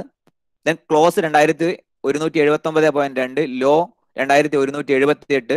ഇതിവിടെ 1 മിനിറ്റിലുള്ളതാണ്, ലാസ്റ്റ് 1 മിനിറ്റിലുള്ള കണക്കാണ്. ഇവിടെ 3 മിനിറ്റ്, 5 മിനിറ്റ്, 10 മിനിറ്റ്, ഇങ്ങനെ ഏത് സമയത്ത് നമുക്ക് കണക്കാക്കാൻ വേണ്ടിയിട്ട് പറ്റും. അതൊക്കെ നമുക്ക് ഇവിടെ എടുക്കാൻ വേണ്ടിയിട്ട് പറ്റും. ഇനി റിലയൻസിന്റെ ഷെയറിന്റെ സിമ്പിൾ ഇൻഫോയിലേക്ക് പോവുകയാണെങ്കിൽ നമുക്ക് ഇവിടെ കാണാം, അതിന്റെ മൊത്തത്തിലുള്ള ഒരു സിമ്പിൾ ഇൻഫോ കാണാം. നമുക്കിവിടെ ഓപ്പൺ, ക്ലോസ്, അപ്പർ സർക്യൂട്ട് 2410 വരെ മാത്രമേ ഇന്ന് പോവുള്ളൂ. ലോവർ സർക്യൂട്ട് 1971 വരെ മാത്രമേ റിലയൻസിന്റെ ഷെയർ ഇന്ന് താഴോട്ട് പോകാൻ സാധ്യതയുള്ളൂ. അതിന് താഴോട്ട് എന്ത് ചെയ്യുക, ഒരിക്കലും ആ ദിവസം ആ ഷെയറിന്റെ പ്രൈസ് പോവില്ല. ഇവിടെ കാണുന്നുണ്ടോ, അത് കാണുന്നില്ലേ നോക്കുക. ഇവിടെ ഓപ്പൺ ചെയ്തത് 2207 ഓപ്പൺ ചെയ്തത്. അതേപോലെ തന്നെ upper circuit 2410, lower circuit 1971. Volume ഇങ്ങനെ മാറിക്കൊണ്ടിരിക്കുന്ന കാണാം, എത്രമാത്രം ഷെയർ ട്രേഡിംഗ് നടക്കുന്നുണ്ട് എന്നുള്ള ഇവിടെ നോക്കി നമുക്ക് കാണാൻ പറ്റും. ഓരോ നിമിഷവും വോളിയം ഇങ്ങനെ കൂടി വരികയാണ്, അത് നമുക്ക് കാണാൻ വേണ്ടിയിട്ട് പറ്റും. അതുപോലെ തന്നെ ടുഡേയ്സ് ലോ ആൻഡ് ഹൈ, ഇന്നത്തെ ഏറ്റവും കുറഞ്ഞ വില, ട്രേഡ് ചെയ്യുന്ന ഏറ്റവും കുറഞ്ഞ വില, ഇന്നത്തെ ഏറ്റവും ട്രേഡ് ചെയ്ത ഏറ്റവും കൂടിയ വില, 52 വീക്ക് ലോവർ ഹൈ. 52 ആഴ്ച, ഒരു വർഷത്തെ കണക്കെടുത്താൽ 2369 വരെ പോയിരുന്നു, 866 വരെ പോയിരുന്നു. നമ്മുടെ കോവിഡിന്റെ സമയത്തൊക്കെ എന്ത് റിലയൻസിന്റെ ഷെയർ 866 എത്തിയിട്ടുണ്ടായിരുന്നു. അതാണ് ഇവിടെ കാണുന്നത്. പിന്നെ ഇവിടെ കാണാം നമുക്ക് മാർക്കറ്റ് ഡെപ്ത് നോക്കൂ നിങ്ങൾ. ഇപ്പോ ആസ്ക് പ്രൈസ്, ആൾക്കാർ വിൽക്കാൻ വേണ്ടി വെച്ചിരിക്കുന്ന വില 2182-ന് ഇതാ ഓരോന്ന് അപ്പം മാറിക്കൊണ്ടിരിക്കട്ടോ.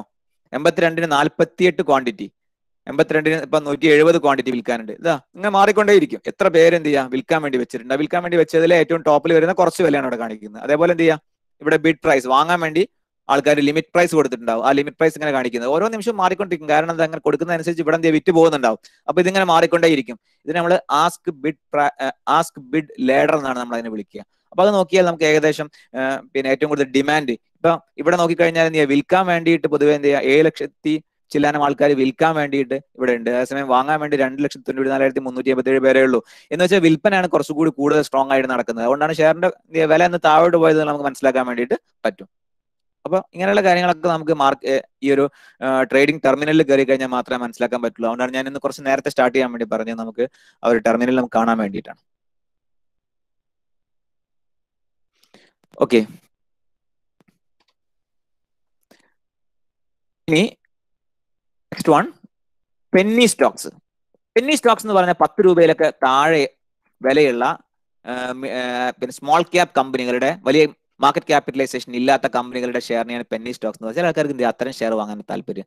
പക്ഷേ ആ കമ്പനികൾ ചിലപ്പോൾ പൂട്ടി പോവുകയും ഇൻവെസ്റ്റ് ചെയ്ത തുക മുഴുവൻ നഷ്ടപ്പെട്ടു പോവുകയും ചെയ്യുന്ന അവസ്ഥ ഉണ്ടാവും. It is very dangerous. Penny stocks are very dangerous, high risky stocks. Then blue chip stocks. Blue chip stocks are the shares of high capitalised companies. നല്ല ക്യാപിറ്റലൈസേഷൻ ഉള്ള വലിയ കമ്പനികളുടെ പിന്നെ മൾട്ടിനാഷണൽ കമ്പനികളുടെ ഷെയറുകളെയാണ് ബ്ലൂ ചിപ്പ് സ്റ്റോക്സ് എന്ന് പറയുന്നത്. Then large cap, mid cap, small cap. എന്താണ് ഈ ലാർജ് ക്യാപ്? ഇത് പല രാജ്യങ്ങളിലും പല രീതിയിലാണ്. അപ്പൊ അമേരിക്കയിലാണെന്നുണ്ടെങ്കിൽ $10 ബില്യൺ മുകളിൽ ക്യാപിറ്റലൈസേഷൻ ഉള്ള കമ്പനികളുടെ ഷെയർ ആണ് ലാർജ് ക്യാപ്. 10ന്റെയും 2ന്റെയും ഇടക്കാണെന്നുണ്ടെങ്കിൽ മിഡ് ക്യാപ്, അങ്ങനെയാ വരിക. 2ന് താഴെയാണെങ്കിൽ സ്മോൾ ക്യാപ്. ഇന്ത്യയിലാണെങ്കിൽ അങ്ങനെയല്ല. ഇന്ത്യയിൽ മാർക്കറ്റ് ക്യാപിറ്റലൈസേഷന്റെ അടിസ്ഥാനത്തിൽ കമ്പനികളെ ക്ലാസിഫൈ ചെയ്ത് അതിൽ ആദ്യത്തെ ടോപ്പ് 100 കമ്പനീസ് ലാർജ് ക്യാപ്പാണ്. ദെൻ 100 to 250, പിന്നെ 100ന്റെയും 250ന്റെയും ഇടക്ക് റാങ്കിങ്ങുള്ള കമ്പനികളാണെങ്കിൽ മിഡ് ക്യാപ്പാ. അതിന് താഴെയാണെങ്കിൽ സ്മോൾ ക്യാപ്പ് ആയിട്ട് വരിക. അപ്പൊ ഓരോ രാജ്യങ്ങളും പല രീതിയിലാണ് എന്ത് ചെയ്യുക, ഈ large cap, mid cap, small cap define ചെയ്യുന്നത് മനസ്സിലാക്കുക. Then margin trading. Margin trading means trading in stock market with the help of money borrowed from broker. ബ്രോക്കറുടെ അടുത്ത് നിന്ന് പണം നമ്മൾ കടം വാങ്ങിയിട്ട് നടത്തുന്ന ട്രേഡിങ്ങിനെയാണ് മാർജിൻ ട്രേഡിംഗ് എന്ന് വിളിക്കുന്നത്. ഞാൻ നേരത്തെ പറഞ്ഞില്ല മാർജിൻ നമുക്ക് കിട്ടുമെന്ന് പറഞ്ഞു. Then bull phase. Bull phase എന്ന് പറഞ്ഞാൽ മാർക്കറ്റ് റൈസ് ആയിക്കൊണ്ടിരിക്കുന്ന, വില ഉയർന്നുകൊണ്ടിരിക്കുന്ന, ആ വില കൂടുമെന്ന് പ്രതീക്ഷിച്ചുകൊണ്ട് എല്ലാവരും വാങ്ങുന്ന ഒരു ഫേസ് ആണ്. ബെയർ ഫേസ് എന്ന് പറഞ്ഞാൽ മാർക്കറ്റ് കറക്ഷൻ ആണ്. വില പിന്നീട് ഭാവിയിൽ വീണ്ടും ഇടിയുമെന്ന് പ്രതീക്ഷിച്ചുകൊണ്ട് ആൾക്കാർ എന്ത് ചെയ്യുക, കയ്യിലുള്ള ഷെയറുകൾ വിൽക്കാൻ വേണ്ടി ശ്രമിക്കുമ്പോഴാണ് ബുൾ ഫേസ് ഉണ്ടാവുന്നത്. Then dividend. ഡിവിഡൻഡ് എന്ന് പറഞ്ഞാൽ ഒരു കമ്പനിയുടെ പ്രോഫിറ്റ്. ആ പ്രോഫിറ്റ് ഇപ്പൊ ഉദാഹരണമായിട്ട് പറഞ്ഞാൽ ഒരു കമ്പനി 1 ലക്ഷം രൂപ പ്രോഫിറ്റ് ഉണ്ടാക്കി. ആ പ്രോഫിറ്റ് കമ്പനി തീരുമാനിച്ചു 50,000 രൂപ കമ്പനി തന്നെ വെക്കുക, ബാക്കി 50,000 അതിന്റെ ലാഭവിഹിതമായിട്ട് ഷെയർ ഹോൾഡേഴ്സിന് കൊടുക്കാൻ തീരുമാനിച്ചു കഴിഞ്ഞാൽ ഇറ്റ് ഇസ് കാൾഡ് ഡിവിഡൻഡ്. ഇത് എപ്പോഴാണ് കൊടുക്കുക? ഒന്നുകിൽ ഇന്ററീം ആയിട്ട് കൊടുക്കും, അല്ല ഫൈനൽ. ഇന്ററീം എന്ന് പറഞ്ഞാൽ ഓരോ 3 മാസം കൂടുമ്പോൾ കമ്പനിയുടെ ബോർഡ് മീറ്റിംഗ് ഉണ്ടാവും. ഓരോ ക്വാർട്ടറിലും ബോർഡ് മീറ്റിംഗ് ഉണ്ടാവും. ഇപ്പൊ ഏപ്രിൽ, മെയ്, ജൂൺ കഴിഞ്ഞാൽ ജൂലൈയിൽ എന്തുണ്ടാവും? ബോർഡ് മീറ്റിംഗ് ഉണ്ടാവും. ജൂലൈ, ഓഗസ്റ്റ്, സെപ്റ്റംബർ കഴിഞ്ഞാൽ ഒക്ടോബറിൽ ബോർഡ് മീറ്റിംഗ് ഉണ്ടാവും. ആ ബോർഡ് മീറ്റിംഗിലാണ് ഡിവിഡൻഡ് ഡിക്ലെയർ ചെയ്യുന്നതെങ്കിൽ it is called interim dividend. അത് കഴിഞ്ഞൊരു വർഷം കഴിഞ്ഞ് മാർച്ച് കഴിഞ്ഞാൽ ആ അക്കൗണ്ട്സ് ക്ലോസ് ചെയ്ത് കഴിഞ്ഞ് ഓഡിറ്റ് ചെയ്ത് കഴിഞ്ഞാൽ അവിടെ വീണ്ടും ആനുവൽ ജനറൽ മീറ്റിംഗ് കൂടും. അതിലാണ് ഡിവിഡൻഡ് ഡിക്ലെയർ ചെയ്യുന്നതെങ്കിൽ it is called final dividend. അപ്പൊ ചിലപ്പോൾ ഇന്ററിം ഡിവിഡൻഡ് ഡിക്ലെയർ ചെയ്ത് കഴിഞ്ഞാൽ പിന്നെ ഫൈനൽ ഉണ്ടാവില്ല. പക്ഷെ ചില കമ്പനികളൊക്കെ എന്ത് ചെയ്യും, ഇന്ററിം ആയിട്ട് ആദ്യത്തെ ക്വാർട്ടറിൽ 2 രൂപ ഡിവിഡൻഡ് കൊടുക്കാൻ തീരുമാനിച്ചു, പിന്നത്തെ ക്വാർട്ടറിൽ 2 തീരുമാനിച്ചു, പിന്നെ അവസാനം 5 കൊടുക്കാൻ തീരുമാനിച്ചു. അപ്പൊ 4 ഓൾറെഡി കൊടുത്തിട്ടുള്ളൂ. അപ്പൊ ഒന്നുകൂടി കൊടുത്തിട്ട് അത് ഫൈനൽ ഡിവിഡൻഡ് തീരുമാനിക്കാറുണ്ട്. അപ്പൊ അത് മനസ്സിലാക്കുക. So final dividend is declared in annual general meeting. Then മറ്റൊന്നുള്ളത് ബ്രോക്കറേജ് ആണ്. Brokerage is the charge levied by the broker for buying and selling shares ആണ്. ആ ഷെയർസ് ബൈ ചെയ്യുന്നതിനും സെൽ ചെയ്യുന്നതിനും അതേപോലെ മറ്റു കാര്യങ്ങൾക്ക് വേണ്ടിയിട്ടും ബ്രോക്കർ ഈടാക്കുന്ന ചാർജിനെയാണ് ബ്രോക്കറേജ് എന്ന് വിളിക്കുന്നത്. നമുക്ക് അതിലേക്ക് വരാം. Annual maintenance charge is the charge levied on your demat account annually. നിങ്ങളുടെ ഡിമാറ്റ് അക്കൗണ്ടിന് വർഷത്തിൽ ചാർജ് ചെയ്യുന്ന ഒരു ചാർജാണ് ആനുവൽ മെയിൻ്റനൻസ് ചാർജ് അല്ലെങ്കിൽ AMC. ഞാൻ ഇന്നലെ പറഞ്ഞിരുന്നു ബേസിക് സർവീസ് ഡിമാറ്റ് അക്കൗണ്ട് എന്ന് പറയുന്ന ഒരു അക്കൗണ്ട് ഉണ്ട്, അതിന് AMC വളരെ കുറവാണ്. ഇന്ന് ചില ബ്രോക്കർമാരൊക്കെ എന്ത് ചെയ്യുക, AMC ഇല്ലാത്ത അക്കൗണ്ടുകളൊക്കെ അല്ലെങ്കിൽ ലൈഫ് ടൈം AMC ഫ്രീ ആയിട്ടുള്ള അക്കൗണ്ടുകളൊക്കെ നൽകുന്നുണ്ട് കേട്ടോ. Then securities transaction tax. It is a tax levied on the buy and sell value of securities ആണ്. അത് നമുക്ക് പിന്നീട് പറയാം, ഞാൻ അതിന്റെ പെർസെന്റേജും കാര്യങ്ങളൊക്കെ പറയാം. ബൈബാക്ക്.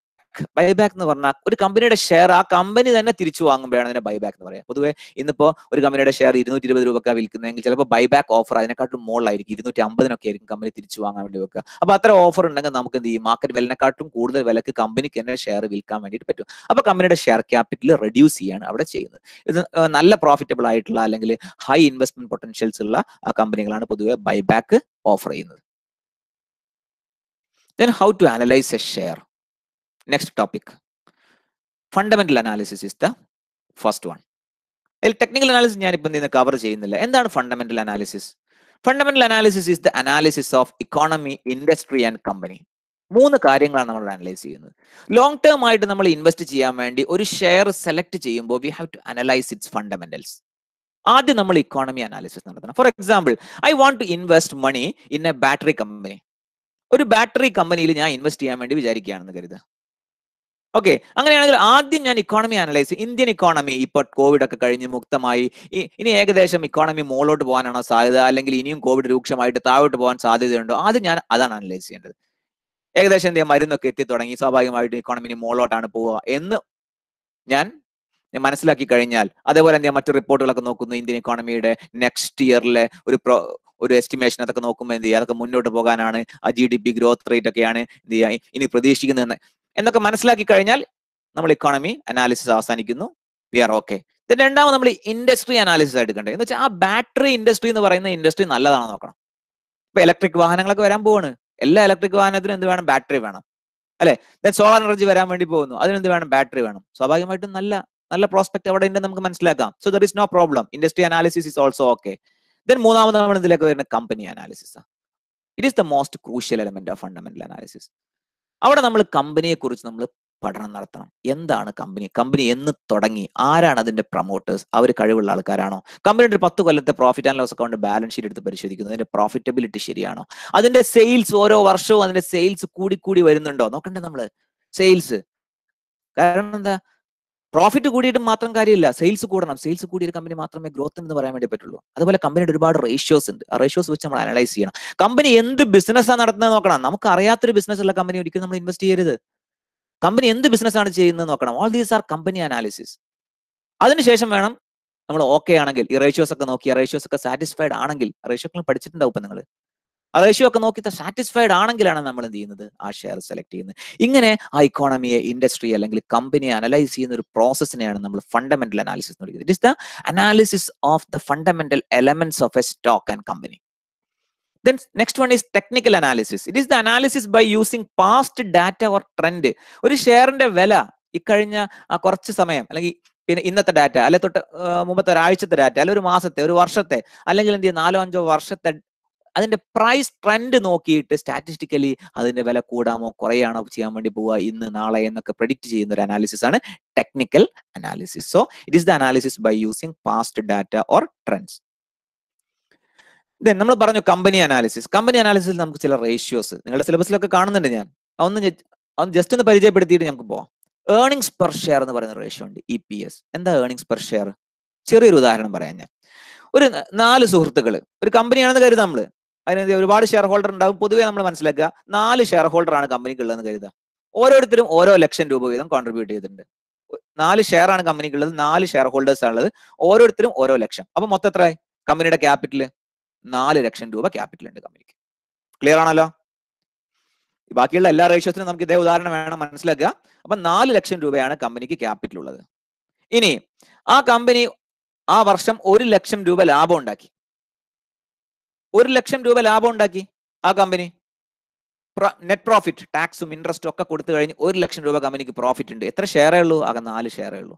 അപ്പൊ ഈ 1 ലക്ഷത്തിനെ 4 കൊണ്ട് ഡിവൈഡ് ചെയ്താൽ എത്ര കിട്ടും? നമുക്ക് 25,000 രൂപ കിട്ടും. That 25,000 is called earnings per share. എന്ന് വെച്ചാൽ കമ്പനിയുടെ പ്രോഫിറ്റിനെ കമ്പനിക്ക് എത്ര ഷെയർ ഉണ്ടോ അതുകൊണ്ട് ഡിവൈഡ് ചെയ്താൽ നമുക്ക് EPS കിട്ടും. ഈ EPS നമ്മൾ അതേപോലെയുള്ള മറ്റ് കമ്പനിയുടെ EPSമായി കമ്പയർ ചെയ്ത് നോക്കുക. എന്നിട്ട് നമ്മുടെ കമ്പനിക്ക് കൂടുതൽ ഉണ്ടോ നോക്കുക. നമ്മുടെ കമ്പനിയുടെ തന്നെ മുൻ വർഷങ്ങളിലെ EPS നോക്കുക. ഓരോ വർഷവും EPS കൂടി വരുന്നുണ്ടോ നോക്കുക. അങ്ങനെ കൂടി വരുന്നുണ്ടെങ്കിൽ നല്ല കമ്പനിയാണെന്ന് മനസ്സിലാക്കാം. ഇനി പ്രൈസ് ടു ഏർണിംഗ് റേഷ്യോ ഉണ്ട്. പ്രൈസ് ഏർണിംഗ് റേഷ്യോ എന്താ? അവിടെ നമ്മൾ ഈ കണ്ടുപിടിച്ച EPSഉം അതിന്റെ ഷെയറിന്റെ വിലയും തമ്മിലാണ് കമ്പയർ ചെയ്യുന്നത്. നമ്മൾ ഇവിടെ നോക്കുക, നമ്മൾ ഷെയറിന്റെ വില 1 ലക്ഷം രൂപയാണ്. 1 ലക്ഷം രൂപയുടെ ഷെയർ ഉള്ളത്. പക്ഷെ എത്രയേ ഉള്ളൂ? ഇതിന്റെ EPS എത്രയേ ഉള്ളൂ? 25,000 ഉള്ളൂ. EPS 25,000 വരുന്നത്. ഷെയറിന്റെ വിലയോ 1000 ആണ്. അല്ല, 1 ലക്ഷം ആണുള്ളത്. സ്വാഭാവികമായിട്ടും ഇവിടെ പ്രൈസ് ഏർണിംഗ് റേഷ്യോ 4 ആയിരിക്കും. ഇനി ആ കമ്പനി ആ കൊല്ലം 1 ലക്ഷം രൂപ പ്രോഫിറ്റ് ഉണ്ടാക്കിയതിന് പകരം 50,000 പ്രോഫിറ്റ് ഉണ്ടാക്കിയുള്ളൂ എങ്കിലോ ഏർണിംഗ്സ് പെർ ഷെയർ പിന്നെയും കുറയാണ്. പ്രൈസ് ടു ഏർണിംഗ് റേഷ്യോ കുറയാണ് അല്ലേ? നമ്മൾ എന്ത് ചെയ്യാൻ ശ്രദ്ധിക്കേണ്ട മറ്റൊരു പ്രധാനപ്പെട്ട ഒരു റേഷ്യോ ആണ് PE റേഷ്യോ എന്ന് പറയുന്ന ഒരു റേഷ്യോ. നമ്മൾ വളരെ പ്രധാനമായിട്ട് ശ്രദ്ധിക്കണം. Then price to book value ratio ഉണ്ട്. ബുക്ക് വാല്യൂ എന്ന് പറഞ്ഞാൽ ഒരു കമ്പനി ഇപ്പൊ വിറ്റ് പോവുകയാണെങ്കിൽ അല്ലെ പൂട്ടി പോവുകയാണെങ്കിൽ ഒരു ഷെയർ ഹോൾഡർക്ക് എന്ത് പൈസ കിട്ടും? That's called book value. അപ്പോൾ വിലയും കമ്പനിയുടെ ഇപ്പോഴത്തെ ഷെയറിന്റെ വിലയും അതിന്റെ ബുക്ക് വാല്യൂയും തമ്മിലുള്ള റേഷ്യോ ആണ് price to book value ratio എന്ന് വിളിക്കുന്നത്. ദെൻ വർക്കിംഗ് ക്യാപിറ്റൽ റേഷ്യോ ഒരുപാട് അതിന്റെ ഡെപ്റ്റേഴ്സ് ടേൺ ഓവർ, അതേപോലെ തന്നെ ക്രെഡിറ്റേഴ്സ് ടേൺ ഓവർ, അതിലേക്ക് ഞാൻ പോകുന്നില്ല. പിന്നെ റിട്ടേൺ ഓൺ ഇക്വിറ്റി ഉണ്ട്, ROE.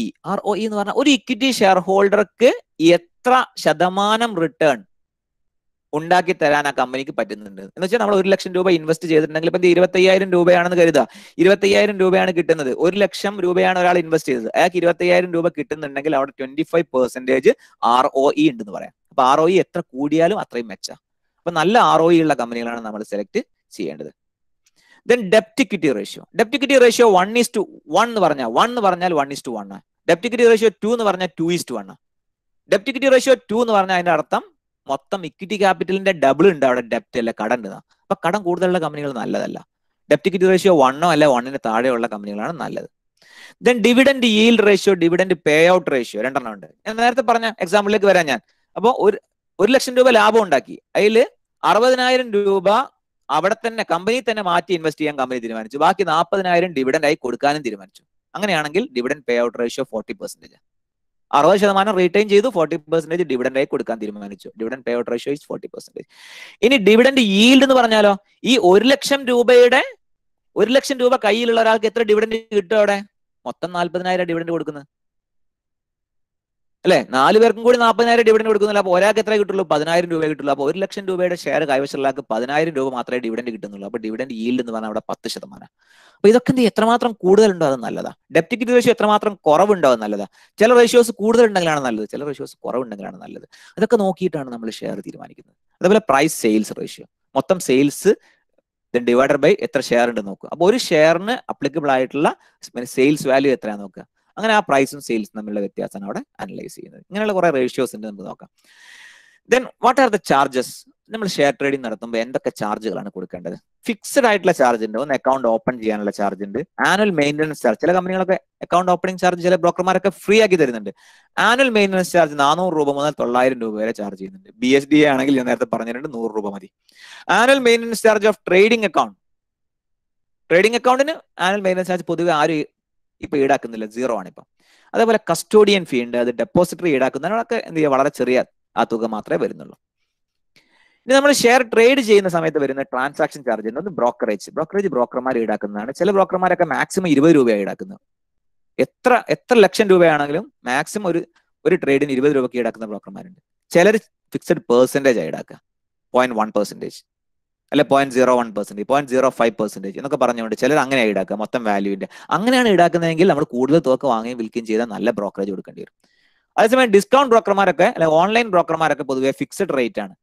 അവർ മാക്സിമം ഉണ്ട്, അവർക്ക് 20 റുപ്പീസിലൊന്നും അവരുടെ ബ്രോക്കറേജ് കൂടാറില്ല ഒരു ട്രാൻസാക്ഷൻ. പിന്നെ സെക്യൂരിറ്റീസ് ട്രാൻസാക്ഷൻ ടാക്സ് ഉണ്ട്. അത് ഇൻട്രാഡേ ആണെങ്കിൽ വിൽക്കുന്ന വിലയുടെ മുകളിൽ മാത്രമേ വരുള്ളൂ, 0.025. ഡെലിവറി ട്രേഡ് ആണെങ്കിൽ ബൈ ആൻഡ് സെൽ വാല്യൂ, വിൽക്കുന്ന വിലയുടെ മുകളിലും വരും വാങ്ങുന്ന വിലയുടെ മുകളിലും വരും, 0.1%. നല്ലൊരു എമൗണ്ട് വരും അത് സെക്യൂരിറ്റീസ് ട്രാൻസാക്ഷൻ ടാക്സ്.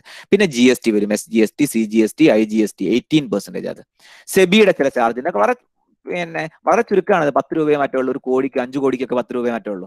അതേപോലെ DP ചാർജ് ഉണ്ട്, സ്റ്റാമ്പ് ഡ്യൂട്ടി ഉണ്ട്. അത് കേരള സർക്കാർ അല്ലെങ്കിൽ എന്ത് ചെയ്യുക, പിന്നെ സംസ്ഥാന സർക്കാർ ഈടാക്കുന്ന ചാർജാണ് സ്റ്റാമ്പ് ഡ്യൂട്ടി. പിന്നെ എക്സ്ചേഞ്ചിന് കൊടുക്കേണ്ട ചെറിയൊരു ചാർജ് ഉണ്ട്. ഓട്ടോ സ്ക്വയർ ഓഫ് ഒക്കെ ചെയ്യുന്നുണ്ടെങ്കിൽ അതിന് പിന്നെ ബ്രോക്കർ എന്ത് ചെയ്യും, ഇൻട്രാഡേ ട്രേഡ് നടത്തുന്ന സമയത്ത് ഒരു ചാർജ് ഈടാക്കും. കോൾ ആൻഡ് ട്രേഡ്, നമ്മൾ കോൾ ചെയ്തുകൊണ്ട് ട്രേഡ് നടത്തുകയാണെങ്കിൽ അതിനൊരു ചാർജ് ഈടാക്കും. അങ്ങനെയുള്ള ചാർജുകളുണ്ട്. ഇവിടെ ഞാനൊരു ടേബിൾ കൊടുത്തിട്ടുണ്ട്. ഒരു 8,40,000 രൂപയുടെ ഒരു കച്ചവടം, നമ്മൾ ഒരു ഷെയർ 1000 രൂപക്ക് 400 ഷെയറാണ്, 400 ഷെയർ 1000 രൂപക്ക് വാങ്ങിയിട്ട് 1100 രൂപക്ക് വിറ്റു. അങ്ങനെയാണെങ്കിൽ മൊത്തം 8,40,000 രൂപയുടെ കച്ചവടമാണ് നടക്കുക. അത് ഇൻട്രാഡേ ആണെങ്കിൽ ഏകദേശം മൊത്തം ബ്രോക്കറേജ് വരിക 203 രൂപ ബ്രോക്കറേജ് വരിക. അതിൽ ഇവിടെ നോക്കാം, നമുക്ക് ബ്രോക്കറേജ് 40 രൂപ, 40 എങ്ങനെ വന്നു, 20 രൂപ വാങ്ങാനും 20 രൂപ വിൽക്കാനും. പിന്നെ സെക്യൂരിറ്റീസ് ട്രാൻസാക്ഷൻ ടാക്സ് വന്നു, എക്സ്ചേഞ്ചിന്റെ ഇത്, GST, SEBI charge, stamp duty, മൊത്തം 203 രൂപ. അതേസമയം ഡെലിവറി ട്രേഡ് ആണെങ്കിലോ, ഇതേ ട്രാൻസാക്ഷൻ ഡെലിവറി ട്രേഡ് നടത്തിയപ്പോൾ മൊത്തം 934 രൂപ വന്നു. ഏറ്റവും വലിയ തുക ഏതാ വന്നത്? STT ആണ്, സെക്യൂരിറ്റീസ് ട്രാൻസാക്ഷൻ ടാക്സ്, 840 രൂപ. ബ്രോക്കറേജ് എന്നതിന് മാത്രമല്ല, ബ്രോക്കറേജ് ഇവിടെ 0 ആ. ഡിസ്കൗണ്ട് ബ്രോക്കർമാരൊക്കെ ഡെലിവറി ട്രേഡിന് ബ്രോക്കറേജേ വാങ്ങുന്നില്ല. അതേസമയം അവർക്ക് എന്ത് ചെയ്യാം, മറ്റ് ചാർജുകൾ ഉണ്ട്. ആ ചാർജുകളുടെ നിശ്ചിത ശതമാനം അവർക്ക് കിട്ടുന്നുണ്ട് ലാഭമായിട്ട്, കുഴപ്പമില്ല, അങ്ങനെ അഡ്ജസ്റ്റ് ചെയ്ത് പോവുകയാണ് ചെയ്യുന്നത്. അപ്പൊ അത്രയാണ് നമുക്ക് ഷെയർ മാർക്കറ്റുമായി ബന്ധപ്പെട്ടുകൊണ്ട് നിങ്ങളുടെ സിലബസിലുള്ള അതിന്റെ ഒരു ഓൺലൈൻ ആയിട്ടുള്ള വശങ്ങളാണ് ഞാൻ ഇത്രയും നേരം ഞാൻ ഡിസ്കസ് ചെയ്തത്. അപ്പോൾ അത് ഓൾമോസ്റ്റ് ആ ഒരു ട്രേഡിംഗ് ടെർമിനൽ എല്ലാം വെച്ചുകൊണ്ട് ക്ലിയർ ആയിട്ടുണ്ടാവും വിചാരിക്കുന്നു. ഇനി ഒരു 10-15 മിനിറ്റ് കൊണ്ട് ആ ഡെറിവേറ്റീവിന്റെ ആ സെക്ഷനെ കൂടി ഒന്ന് കവർ ചെയ്തിട്ട് ഞാൻ അവസാനിപ്പിക്കാം. Derivative market. What is derivative? Derivative is an agreement to buy and sell an underlying asset at a future date at an agreed price. Derivative എന്ന് പറഞ്ഞ ഒരു അസറ്റ്, അത് ഗോൾഡ് ആവട്ടെ, അതൊരു കമ്മോഡിറ്റി ആവട്ടെ, അതൊരു ഷെയർ ആവട്ടെ, സ്റ്റോക്ക് ആവട്ടെ, അത് ഭാവിയിൽ ഒരു ഫ്യൂച്ചർ ഡേറ്റിന് വാങ്ങാനോ വിൽക്കാനോ വേണ്ടി ഉണ്ടാക്കുന്ന ഒരു കരാറാണത്. There are 4 major types of derivative. ഒരുപാട് ഡെറിവേറ്റീവ് പ്രോഡക്ട്സ് ഉണ്ട്. The 4 major types of derivatives are forward, futures, options and swap. 4 തരത്തിലുള്ളത്. ഇത് ഓരോന്നും നമുക്ക് ചെറിയൊരു എക്സാമ്പിൾ വെച്ചുകൊണ്ട് മനസ്സിലാക്കാൻ വേണ്ടി ശ്രമിക്കാം. ഒന്നാമത് നോക്കാം നമുക്ക് forward. Forward is a privately negotiated contract between 2 parties to buy or sell a definite quantity of underlying asset on a future date at a predetermined price. ഇവിടെ നോക്കാം നമുക്ക് ഒരു ഷുഗർ മിൽ ഓണർ ഉണ്ട്. ആ ഷുഗർ മിൽ ഓണർക്ക് എന്ത് വേണം? കരിമ്പ് കിട്ടണം. അപ്പൊ കരിമ്പ് കർഷകനോട് ചോദിക്കുകയാണ് എന്ത്? I shall ready to buy 1000 ton sugarcane from you at 10 per kg after your harvest in October. ഒക്ടോബറിൽ നിങ്ങളുടെ ഹാർവസ്റ്റ് കഴിഞ്ഞാൽ, ഭാവിയിലേക്കാ പറയുന്നത്, 1000 ടണ്ണ് കരിമ്പ് കിലോക്ക് 10 രൂപ തോതിൽ ഞാൻ വാങ്ങാൻ റെഡിയാണ്. അപ്പൊ എന്ത് ചെയ്യുന്നു? ഇയാൾ പറയുന്നു ഐ ആക്സെപ്റ്റ് യുവർ ഓഫർ. നിങ്ങളുടെ ഓഫർ ഞാൻ ആക്സെപ്റ്റ് ചെയ്യുന്നു. അങ്ങനെ ഇവരൊരു എന്ത് ചെയ്യുക, ഇവർ രണ്ടുപേരും ചേർന്ന് ഒരു കോൺട്രാക്ട് ഉണ്ടാക്കുകയാണെങ്കിൽ it is a forward contract. എന്താ ഇവിടെ ഷുഗർ മിൽ ഓണർ പറയുന്നത്? 10 രൂപ നിരക്കിൽ, ഒരു കിലോക്ക് 10 രൂപ നിരക്കിൽ 1000 ടൺ കരിമ്പ് ഒക്ടോബർ 1 ഞാൻ വാങ്ങിക്കോളാം. ഷുഗർ കെയിൻ ഫാമർ പറയുന്നത് എന്താ? ആ വിലക്ക് വിൽക്കാൻ ഞാൻ റെഡിയാണ്, നിങ്ങൾ വാങ്ങുകയാണെന്നുണ്ടെങ്കിൽ ഞാൻ വിൽക്കാനും റെഡിയാണ് എന്ന് പറഞ്ഞുകൊണ്ട് ഇവർ രണ്ടുപേരും ഒരു എഗ്രിമെന്റിൽ ഏർപ്പെടുകയാണെങ്കിൽ it is a forward contract. പക്ഷെ ഇവരെന്ത് ചെയ്യുക? പ്രൈവറ്റ്ലി ആയിട്ടുള്ള ഒരു എഗ്രിമെന്റ് ആണ് ഇതല്ലേ. ഇത് നമ്മൾ OTC കോൺട്രാക്ട് എന്ന് പറയാം. അവിടെ ഒരു എക്സ്ചേഞ്ചിന്റെ സാന്നിധ്യം ഇല്ല. അവിടെ സ്വാഭാവികമായിട്ടും എന്ത് ചെയ്യുക? ചിലപ്പോൾ ആ ഡേറ്റ് എത്തുമ്പോൾ എന്ത് ചെയ്യുക? ഫാമർ പറയും ഞാൻ അങ്ങനെ പറഞ്ഞിട്ടില്ല എന്ന് പറയും. അയാൾക്ക് അനുകൂലമല്ലെങ്കിൽ, അല്ലെങ്കിൽ ഷുഗർ മിൽ ഓണർക്ക് നഷ്ടം വരികയാണെങ്കിൽ അയാൾ പറയുന്നത് ഞാൻ അങ്ങനെ പറഞ്ഞിട്ടില്ല. അവർ പിന്മാറാനുള്ള സാധ്യതയുണ്ട്. ഡിഫോൾട്ട് റിസ്കിനുള്ള സാധ്യത അവിടെയുണ്ട്. ഇനി രണ്ടാമത്തെ ഇതേ കോൺട്രാക്ട് തന്നെ ഒരു എക്സ്ചേഞ്ചിന്റെ സാന്നിധ്യത്തിൽ നടക്കുകയാണെങ്കിൽ it is a future contract. Contract between 2 parties through an exchange to buy or sell a definite quantity of underlying asset on a future date at a predetermined price. ഇവിടെ ഈ ഷുഗർ മിൽ ഓണർ പറയാണ് I shall ready to buy 1000 ton sugar cane from you at ₹10 per kg after your harvest in October. ഇതേപോലെ തന്നെ പറയുന്നത്. പക്ഷെ buyer പറയുന്നു I am ready to give it for the said rate. ആ റേറ്റിന് തരാൻ ഞാൻ റെഡിയാണെന്ന് ഷുഗർ കെയിൻ ഫാമറും പറയുന്നു. അപ്പൊ അവിടെ പക്ഷെ എന്തുണ്ട്? നടുക്കൊരു എക്സ്ചേഞ്ച് ഉണ്ട്. അയാൾ പറയുന്നു in order to confirm the contract both of you have to give me 20% of the amount as margin. അപ്പൊ ഈ ഒരു തുകയുടെ 1000 ടണ്ണ് കരിമ്പിന് 10 രൂപ നിരക്കിൽ എത്രയാണോ വരിക അതിന്റെ ഒരു 20% തുക രണ്ടാളും എന്റെ അടുത്ത് ഡെപ്പോസിറ്റ് ചെയ്യണം. എന്നാലേ ഈ കോൺട്രാക്ട് ഞാൻ എന്ത് ചെയ്യുന്നുള്ളൂ? എക്സിക്യൂട്ട് ചെയ്യുള്ളൂ. അപ്പൊ അവിടെ ഒരു പ്രശ്നമുണ്ട്, അല്ലെ? അവിടെ ഒരു ഗുണമുണ്ട്. എന്താ? അവിടെ ഈ ഒരു സമയം എത്തുമ്പോൾ രണ്ടുപേരും ഈ കോൺട്രാക്ട് എക്സിക്യൂട്ട് ചെയ്യാൻ നിർബന്ധിതരാ. Both have obligation to execute the contract. കാരണം എന്താ? 20% മാർജിൻ ബ്രോക്കർ എടുത്ത് കൊടുത്തിട്ടുണ്ട്. അപ്പൊ ഇവിടെ ഈ കരിമ്പ് അങ്ങോട്ടും ഇങ്ങോട്ടും കൊടുത്തില്ലെങ്കിൽ പോലും ആ ഒരു സമയം എത്തുമ്പോൾ കരിമ്പിന്റെ വില നോക്കും. ഓക്കെ, ഷുഗർ മിൽ ഓണർ പറഞ്ഞ എത്ര? 10 രൂപ നിരക്കിൽ വാങ്ങിക്കൊള്ളാം എന്നാ. ആ ഒരു സമയത്ത് ആ കരിമ്പിന്റെ വില 12 മാർക്കറ്റിൽ ഉള്ളതെങ്കിൽ ഷുഗർ മിൽ ഓണർക്കാണ് ലാഭം. 12 രൂപയുടെ കരിമ്പ് 10 രൂപ കിട്ടും. ഷുഗർ കെയിൻ ഫാമർക്ക് നഷ്ടമാണുള്ളത്. അപ്പൊ എന്ത് ചെയ്യും? ഈ ഒരു നഷ്ടം ഷുഗർ കെയിൻ ഫാമർ കൊടുത്ത മാർജിൻ ആർക്ക് കൊടുക്കും? ഷുഗർ മിൽ ഓണർക്ക് കൊടുക്കും. ക്ലിയർ? ഇനി കരിമ്പ് തന്നെ കൊടുക്കുകയാണെങ്കിൽ കുഴപ്പമില്ല, ആ വിലക്ക് എന്ത് ചെയ്താൽ മതി? Sugar cane farmer sugar mill ഓണർക്ക് എന്ത് ചെയ്യുക? കരിമ്പ് പാസ് ചെയ്യണം. 2 രീതിയിൽ ആണ് സെറ്റിൽ ചെയ്യുക. ഒന്നുകിൽ ഫിസിക്കൽ സെറ്റിൽമെന്റ് അല്ല ക്യാഷ് സെറ്റിൽമെന്റ്. ക്യാഷ് സെറ്റിൽമെന്റ് ആണെങ്കിൽ ഈ മാർജിനിൽ ആർക്കാണോ ലാഭം ആർക്കാണോ നഷ്ടം നോക്കുന്നത് എന്ത് ചെയ്യുന്നു? നഷ്ടം വന്ന ആ തുക എത്രയാണോ അത് നഷ്ടം വന്ന ആളുടെ മാർജിൻ എടുത്തിട്ട് മറ്റേ ആളെ മാർജിനിലേക്ക് ഇട്ട് കൊടുക്കും. ഫിസിക്കൽ സെറ്റിൽമെന്റ് ആണെങ്കിൽ കുഴപ്പമൊന്നുമില്ല. ഇവിടെ കരിമ്പ് തന്നെ പരസ്പരം അങ്ങോട്ടും ഇങ്ങോട്ടും ഡെലിവറി ചെയ്യുക. ക്ലിയർ? അപ്പൊ ഒരു ഫോർവേഡ് കോൺട്രാക്ടും ഫ്യൂച്ചർ കോൺട്രാക്ടും തമ്മിലുള്ള പ്രധാനപ്പെട്ട വ്യത്യാസം എന്താണെന്ന് ചോദിച്ചാൽ future contract is done through an exchange or intermediary and both the parties have to pay a margin for that. Then third one is the option. It is the exchange traded contract in which one party grant another party the right to buy or sell a definite quantity of underlying asset. ഇതിന്റെ concept clear ആവാൻ വേണ്ടി ഞാൻ example ഉപയോഗിക്കുന്നത് മനസ്സിലാക്കുക. ഇവിടെ sugar cane farmer പറയുന്നത് എന്താ? I shall ready to buy 1000 ton sugar cane. അയാൾ നേരത്തെ പറഞ്ഞ പോലെ തന്നെയാ പറയുന്നത്. Then sugarcane farmer പറയുന്നു, if you give me rupees 10,000 now, I shall give you the right to buy. നിങ്ങൾ എനിക്ക് ഇപ്പൊ 10,000 രൂപ തരികയാണെങ്കിൽ എന്ത് ചെയ്യാം, ആ സമയത്ത് അത്രയും കരിമ്പ് ആ വിലക്ക് എൻ്റെ അടുത്ത് നിന്ന് വാങ്ങാനുള്ള റൈറ്റ് നിങ്ങൾക്ക് തരാമെന്നാണ് പറയുന്നത്. എന്ന് വെച്ചാൽ അവിടെ ആ റൈറ്റ് ആണ് വിൽക്കുന്നത്. 10,000 രൂപ വാങ്ങിക്കൊണ്ട് ആ റൈറ്റ് വിൽക്കുകയാണ്. That 10,000 is called premium, option premium ആണ്. ഇനി ബ്രോക്കർ ചെയ്യുന്നതോ, ബ്രോക്കർ പറയുന്നു ഈ കോൺട്രാക്ട് എക്സിക്യൂട്ട് ചെയ്യണമെങ്കിൽ എന്ത് ചെയ്യണം, ഷുഗർ കെയിൻ ഫാർമർ പറഞ്ഞ 10,000 രൂപയല്ലേ, ആ 10,000 രൂപ ആരടയ്ക്കണം, ഷുഗർ മിൽ ഓണർ അടയ്ക്കണം.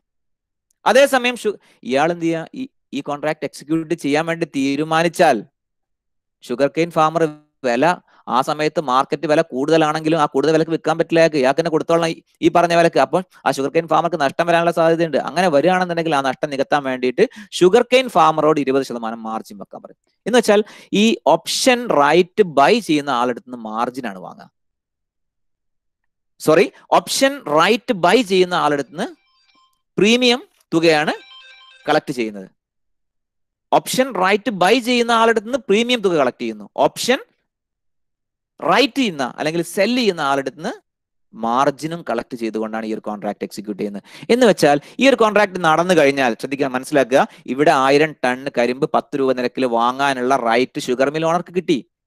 ഇനി ആ ഒക്ടോബർ എത്തിയപ്പോൾ കരിമ്പിന്റെ വില 12 രൂപയാണ് മാർക്കറ്റിലെങ്കിൽ 12 വിലയുള്ളത് 10 രൂപക്ക് കിട്ടാനുള്ള റൈറ്റ് ഉണ്ട് ഷുഗർ മിൽ ഓണർക്ക്. ഷുഗർ മിൽ ഓണർ അത് എക്സസൈസ് ചെയ്യും. നഷ്ടം ആർക്കാ വരുന്നത്, ഷുഗർ കെയിൻ ഫാമൊക്കെ. ഇനി അങ്ങനെ ആ സമയത്ത് കരിമ്പിന്റെ വില 8 രൂപയാണെങ്കിലോ ഇയാളുടെ അടുത്ത് 10 വാങ്ങേണ്ട ആവശ്യമുണ്ടോ ഷുഗർ മിൽ ഓണർക്ക്? ഇല്ല. അപ്പൊ ആ ഒരു കേസിൽ ഷുഗർ മിൽ ഓണർ എന്ത് ചെയ്യും? ആ ഒരു കേസിൽ ഷുഗർ മിൽ ഓണർ പറയും, റൈറ്റ് ഞാൻ എക്സസൈസ് ചെയ്യുന്നില്ല എന്ന് പറയും. റൈറ്റ് ഞാൻ എക്സസൈസ് ചെയ്യുന്നില്ല, നേരത്തെ കൊടുത്ത 10,000 നഷ്ടമാണെന്ന് മാത്രമേ ഉള്ളൂ, എന്നാലും അയാൾക്ക് ലാഭമായിരിക്കും. അപ്പൊ ഇങ്ങനെ വരുന്ന സമയത്ത് ആ റൈറ്റ് വേണമെങ്കിൽ അയാൾക്ക് എക്സസൈസ് ചെയ്യാം, അല്ലെങ്കിൽ അയാൾക്ക് എക്സസൈസ് ചെയ്യേണ്ട. അതാ പറഞ്ഞത്, it is an exchange traded contract in which one party grant another party the right or not the obligation to buy or sell a definite quantity of underlying asset on a future date at a predetermined price. അപ്പൊ ഇവിടെയും ഒരു exchange ഉണ്ട്. It is an exchange traded contract. അപ്പൊ ഫ്യൂച്ചേഴ്സിന്റെ കേസിലും ഓപ്ഷന്റെ കേസിലും ഒരു exchange, ഒരു ഇൻവോൾവ്മെന്റ് കൂടി അവിടെ ഉണ്ടാവുന്നുള്ളത് മനസ്സിലാക്കുക. Then the fourth one is the swap. Swaps are privately negotiated contracts between two parties to exchange two cash flows for a given period. ഇതും നമ്മൾ പറഞ്ഞ എക്സ്ചേഞ്ച് വഴിയല്ല നടക്കുന്നത്. പക്ഷേ ഈ ഇതിന്റെ ഇടനിലക്കാരനുണ്ടാവും, അത് നമുക്ക് ബാങ്ക്, സ്വാപ്പ് ബാങ്ക് അല്ലെങ്കിൽ സ്വാപ്പ് ഫെസിലിറ്റേറ്റർ എന്ന് വിളിക്കാം. പക്ഷെ അവരെന്ത് ചെയ്യുക, ഒരു എക്സ്ചേഞ്ച് രൂപത്തിലല്ല. ഇതും ഒരു OTC കോൺട്രാക്ട് ആണ്, ഓവർ ദ കൗണ്ടർ കോൺട്രാക്ട്. നേരത്തെ നമ്മൾ ഫോർവേഡിൽ പറഞ്ഞ പോലെ 2 വ്യക്തികൾ തമ്മിലുള്ള കോൺട്രാക്ട് അല്ല, 2 കമ്പനികൾ തമ്മിലുള്ള കോൺട്രാക്ട്. ഇവിടെ കമ്പനി എക്സിന് ഒരു ഫ്ലോട്ടിംഗ് ഇൻട്രസ്റ്റ് റേറ്റിലുള്ള ഒരു ലോൺ ആവശ്യമുണ്ട്. കമ്പനി വൈക്ക് ആണെങ്കിൽ ഫിക്സഡ് റേറ്റിന്. ശ്രദ്ധിക്കണം, company X wants to pay floating rate interest ഉള്ള ലോണാണ് കമ്പനി എക്സിന് ആവശ്യം. കമ്പനി വൈക്ക് ആണെങ്കിലോ ഫിക്സഡ് റേറ്റാ. പക്ഷെ കമ്പനി എക്സിന് ഫ്ലോട്ടിംഗ് റേറ്റ് ആവശ്യമാണെങ്കിലും ഫിക്സഡ് റേറ്റേ കിട്ടാനുള്ളൂ. കമ്പനി വൈക്ക് ആണെങ്കിൽ ഫിക്സഡ് റേറ്റ് ആണ് വേണ്ടത്, പക്ഷെ ഫ്ലോട്ടിംഗ് റേറ്റേ കിട്ടാനുള്ളൂ. അങ്ങനെയാണെങ്കിൽ ഇവർക്ക് എന്ത് ചെയ്യാം, കമ്പനി എക്സിന് കിട്ടാനുള്ള ഫിക്സഡ് റേറ്റിനുള്ള ലോൺ വാങ്ങിക്കാം, എന്നിട്ട് അത് കമ്പനി വൈയുമായിട്ട് എക്സ്ചേഞ്ച് ചെയ്യാം. That type of transaction is called swap contract. Okay, അത് വേറെ രീതിയിൽ പറഞ്ഞാൽ ഒരു ഇന്ത്യൻ കമ്പനിക്ക് ഇന്ത്യയിൽ നിന്ന് ലോൺ കിട്ടാൻ എളുപ്പം, ഇന്ത്യൻ കറൻസിയിൽ. അതേസമയം ഫോറിൻ കമ്പനി ഉണ്ട്, ആ ഫോറിൻ കമ്പനിയുടെ ഒരു ബ്രാഞ്ച് ഇന്ത്യയിലുണ്ട്, അവർക്ക് ഇന്ത്യൻ കറൻസിയിൽ ലോൺ വേണം, കിട്ടാൻ ബുദ്ധിമുട്ടാണ്. അതേസമയം ഇന്ത്യൻ കമ്പനിക്ക് ഫോറിലൊരു ബ്രാഞ്ച് ഉണ്ട്, അവിടെ അവർക്ക് എന്ത് ചെയ്യുക, ഡോളറിൽ ക്യാഷ് വേണം, അവിടെ കിട്ടാൻ ബുദ്ധിമുട്ടാണ്. അപ്പൊ എന്ത് ചെയ്യുന്നു, ഇന്ത്യൻ കമ്പനി ഇന്ത്യയിൽ നിന്ന് ലോൺ എടുക്കുന്നു, അവർ അവിടുന്ന് ലോൺ എടുക്കുന്നു, പരസ്പരം എക്സ്ചേഞ്ച് ചെയ്യുന്നു സ്വാപ്പ് കോൺട്രാക്ട് വഴി. ക്ലിയർ? അപ്പൊ അതിനെയാണ് നമ്മൾ സ്വാപ്പ് എന്ന് വിളിക്കുന്നത്. ഇനി ഇതിന്റെ എങ്ങനെയാണ് ട്രേഡിംഗ് നടക്കുന്നത് എന്നുള്ള ചെറിയൊരു കാര്യം കൂടി പറഞ്ഞ് നമുക്ക് അവസാനിപ്പിക്കാം. എങ്ങനെയാണ് ഇതിന്റെ ട്രേഡിംഗ് നടക്കുന്നത്? ഫ്യൂച്ചേഴ്സ് മാത്രം എടുത്തിട്ട് ഞാൻ ഇതിന്റെ ട്രേഡിംഗ് ജസ്റ്റ് ഒന്ന് പറഞ്ഞുതരാം. അപ്പോൾ ഒരു ഫ്യൂച്ചേഴ്സ് കോൺട്രാക്ടിന്റെ എക്സാമ്പിൾ ആണ് നിങ്ങൾ ഈ സ്ക്രീനിൽ കാണുന്നത്.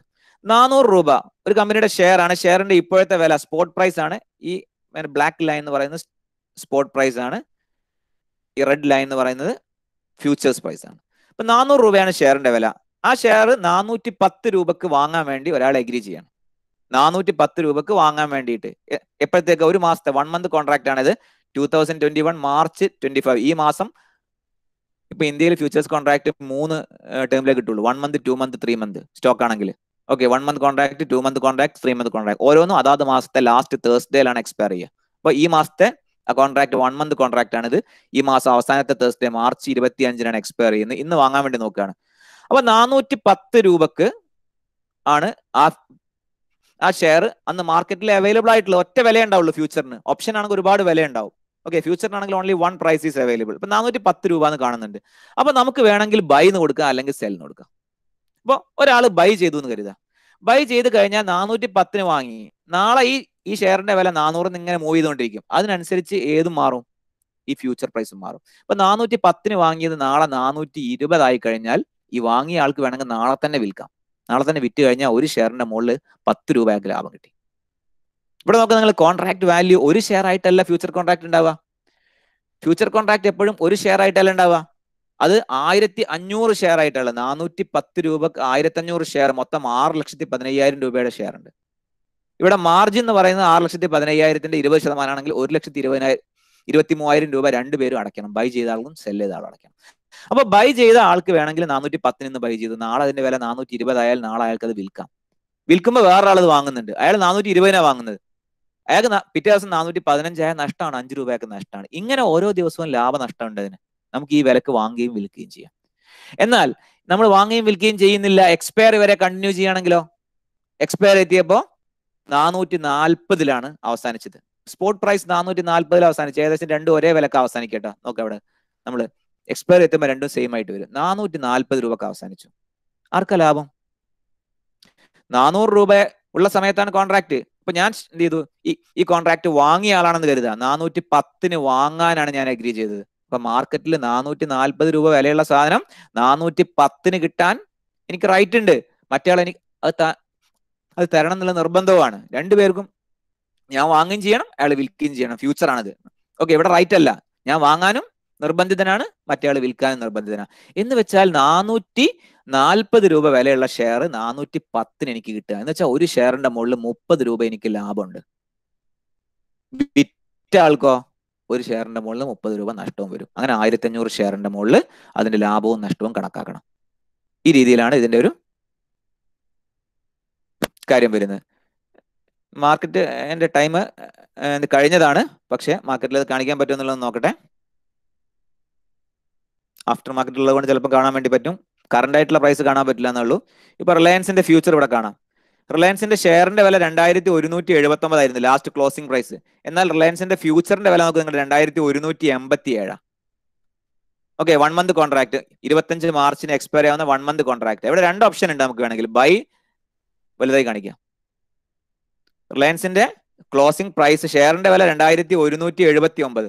അതേസമയം റിലയൻസിന്റെ ഫ്യൂച്ചർ പ്രൈസ് നോക്കുക നിങ്ങൾ, 2187 അതിന്റെ ഫ്യൂച്ചർ പ്രൈസ് വരുന്നത്. ക്ലിയർ? അപ്പം ഇവിടെ ഞാൻ ഇങ്ങോട്ട് കേസർ കൊണ്ടുവന്നാൽ ബൈ ചെയ്യാം അല്ലെങ്കിൽ സെൽ ചെയ്യാം. അപ്പൊ ബൈ ആണ് കൊടുക്കുന്നതെങ്കിൽ അവിടെ ബൈന്റെ ആ സ്ക്രീൻ വരും. ക്ലിയർ?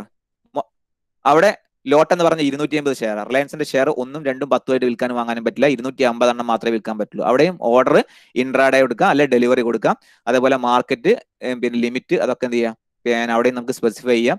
എന്നിട്ട് നേരെ വാങ്ങുകയും വിൽക്കുകയും ചെയ്യാം നമുക്ക്. അപ്പൊ ഇന്ന് 2187 ഞാൻ വാങ്ങുന്നതെങ്കിൽ നാളെ വില കൂടുകയാണെന്നുണ്ടെങ്കിൽ എനിക്ക് വാങ്ങിയ ആൾക്ക് മെച്ച.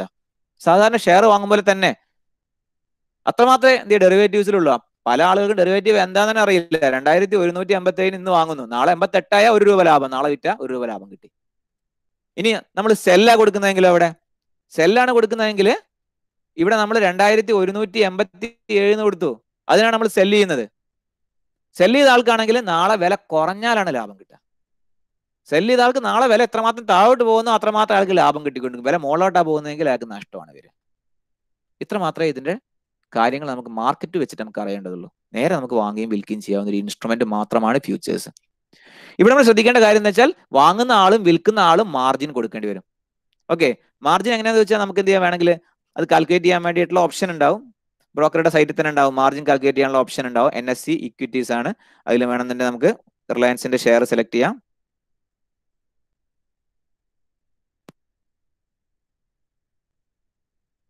കാണുന്നുണ്ടെന്ന് വിചാരിക്കുന്നു.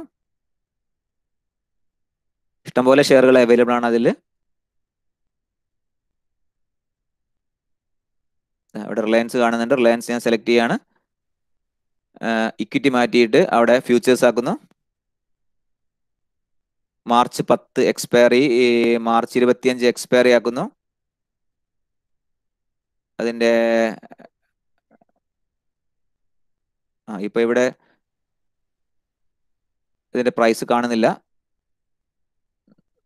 അത് മാർക്കറ്റ് ടൈം കഴിഞ്ഞു പോയതുകൊണ്ടാണ്. ഇങ്ങനെ ഈ രീതിയിൽ നമുക്ക് നോക്കിക്കഴിഞ്ഞാൽ ഇവിടെ നമുക്ക് എത്ര മാർജിനാണ് നമ്മൾ പേ ചെയ്യേണ്ടതെന്നുള്ളത് ഇവിടെ നമുക്ക് കാൽക്കുലേറ്റ് ചെയ്ത് കാണാൻ വേണ്ടിയിട്ട് പറ്റും. ഓക്കെ, ഇതിപ്പോൾ ആ ഒരു സെഗ്മെന്റ് ആ ഒരു ടൈം കഴിഞ്ഞു പോയതാണ്, 3:30 ചെയ്ത് മാർക്കറ്റ് ക്ലോസ് ചെയ്തു.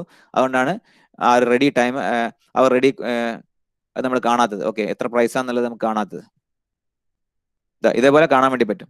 ഇപ്പോൾ ഇവിടെ സെലക്ട് ചെയ്ത് കഴിഞ്ഞപ്പോൾ 1,33,320 രൂപ മാർജിൻ ഉണ്ടെങ്കിൽ മാത്രമേ ഇത് വാങ്ങാൻ വേണ്ടി പറ്റുള്ളൂ എന്നുള്ളത് ഇവിടെ കാണാൻ വേണ്ടി പറ്റും. ഇങ്ങനെ നമുക്ക് മാർജിൻ കാൽക്കുലേറ്റ് ചെയ്യാൻ വേണ്ടി പറ്റും. ഇനി അതേപോലെ തന്നെയാണ് ഇവിടെ തന്നെ റിലയൻസിന്റെ ഓപ്ഷൻ ഉണ്ട്. റിലയൻസ് 2000 CE കോൾ ഓപ്ഷൻ ഉണ്ട്. അവിടെ ഇതേപോലെ ബൈ ചെയ്യാനുള്ള ഓപ്ഷൻ ഉണ്ടാവും, സെല് ചെയ്യാനുള്ള ഓപ്ഷൻ ഉണ്ടാവും. ഓപ്ഷൻ നമുക്ക് ബൈ ചെയ്യാം, സെല് ചെയ്യാം. പക്ഷെ ഇവിടെ ഒരു വ്യത്യാസം ഉണ്ട് കേട്ടോ. ഇവിടെ നമ്മൾ നോക്കിക്കഴിഞ്ഞാൽ ഇവിടെ ഒരു 195 എന്ന് പറഞ്ഞ സാധനം കാണാം. റിലയൻസിന്റെ ഷെയർ 2000 ആണ് ഇതിന്റെ സ്ട്രൈക്ക് പ്രൈസ്.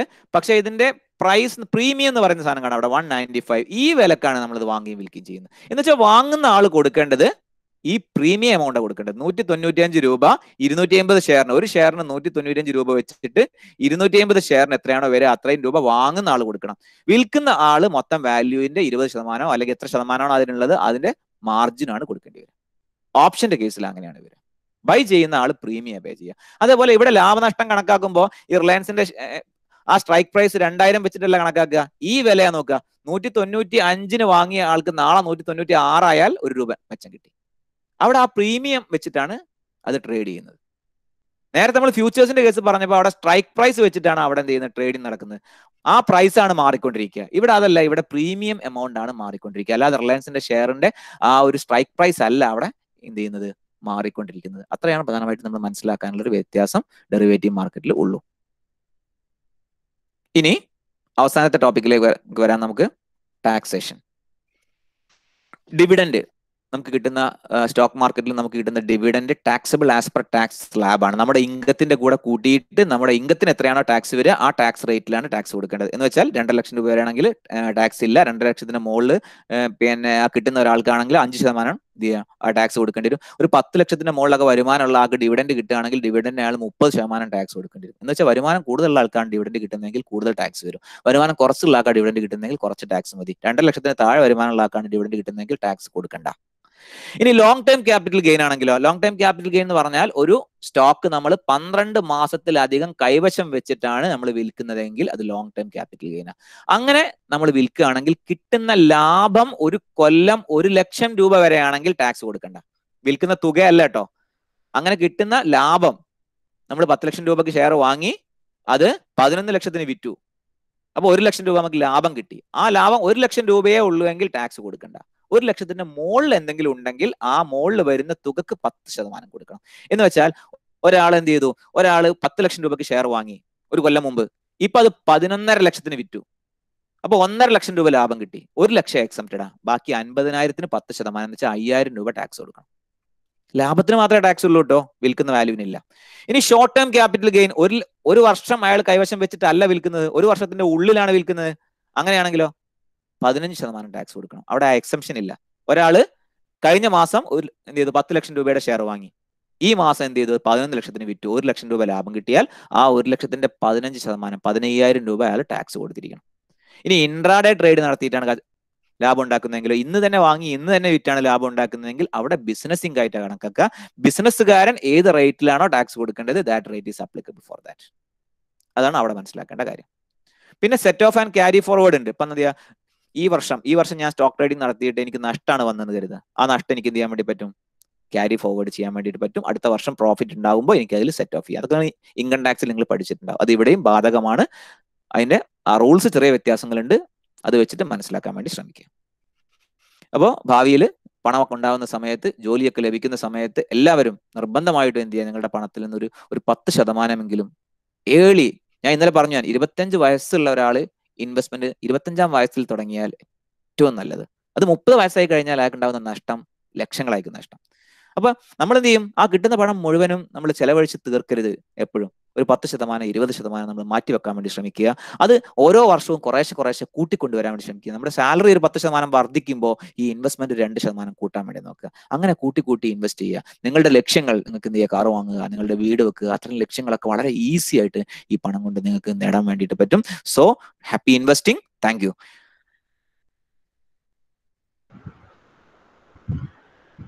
എന്തെങ്കിലും ക്വസ്റ്റ്യൻസ് ഉണ്ടെങ്കിൽ, എന്തെങ്കിലും ഡൗട്ട്സ് ഉണ്ടെന്നുണ്ടെങ്കിൽ ചോദിക്കാം.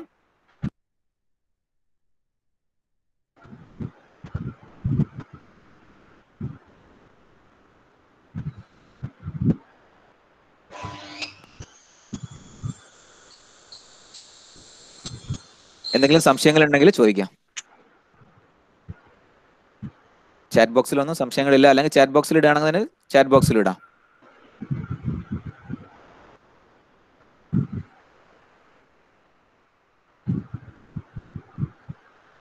എൻ്റെ കോൺടാക്ട് ഡീറ്റെയിൽസ് ആണ് ചോദിക്കുന്നത്.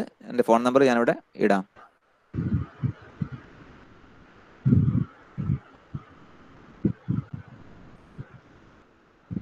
കഴിയുന്നതും വാട്സാപ്പ് ചെയ്യുക. എന്തെങ്കിലും ആവശ്യങ്ങൾ ഉണ്ടെങ്കിൽ, എന്തെങ്കിലും സംശയങ്ങൾ ഉണ്ടെങ്കിൽ നിങ്ങൾക്ക് വാട്സാപ്പ് ചെയ്യുക, വോയിസ് ഇട്ടാൽ മതി.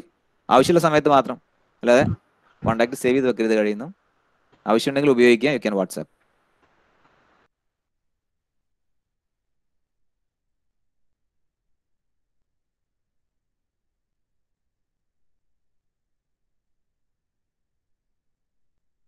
അത് ഫാക്കൽറ്റി ആയിരുന്നു തോന്നുന്നു. കോൺടാക്ട് ചോദിച്ച ആൾ ഫാക്കൽറ്റി ആണെന്ന് തോന്നുന്നു, Revathi Sivadas. Okay okay ma'am, you can contact me.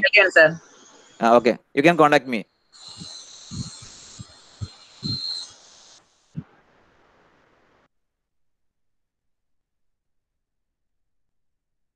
Any doubts? No doubts.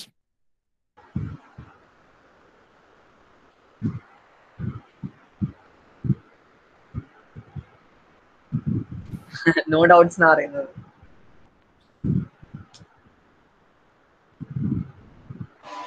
Okay ma'am, let us conclude. Sir, അപ്പം doubts ഒന്നും ഇല്ലാത്ത സ്ഥിതിക്ക് നമ്മൾ വോട്ട് ഓഫ് താങ്ക്സ് ഒന്ന് പറയാണ്. Yes, okay.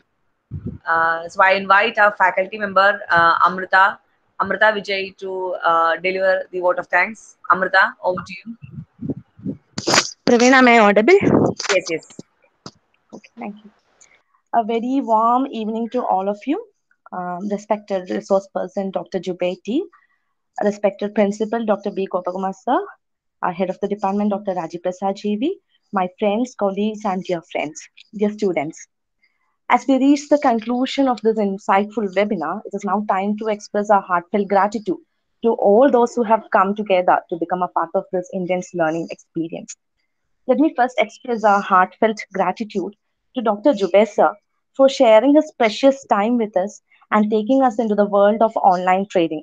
So it has been a real pleasure to learn from you the intricacies of online trading, and we look forward to more opportunities to learn from you in the future. We hope to collaborate with you more because we need to learn more about the world of investment and trading. As you said, we are already too late in investing. Hopefully, our students realize the importance of investing early on, and I think they will benefit more from more of your classes, sir. So hopefully we'll be able to collaborate with you more. Thank you very much, sir, for this insightful, excellent sessions on investment and trading. Thank you very much, sir.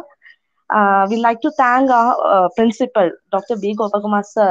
He has been a strong pillar of support during the planning and execution of the webinar. He has supported us through this venture all along. We'd like to express our intense gratitude to Dr. Rajiv Prasad, our head, PG Department of Economics, for supporting and guiding us, standing with us, leading us from the front. Thank you, ma'am. Now, a special mention, special thanks should be given to our coordinator, our webinar coordinator, Srimati Praveena K, for all her efforts to make this event a success. Also to Sindhuja M and Arati S in doing all the background teamwork. The entire department has stood together in this planning and execution of the webinar. Thank you all. Now, last but never the least, soul of any event is the participant. Let me thank each and every one of you for supporting us, for being a part of this endeavor, for being with us right from the beginning to the end. Hope you had a wonderful session, an insightful session. Hope you all learned a lot from these sessions. Thank you all. And thank you all for being with us, making this event a huge success. Once again, thank you all. Praveen, now over to you. Thank you, Amrita. So we are winding up the session. Thank you all once again. Have a nice day.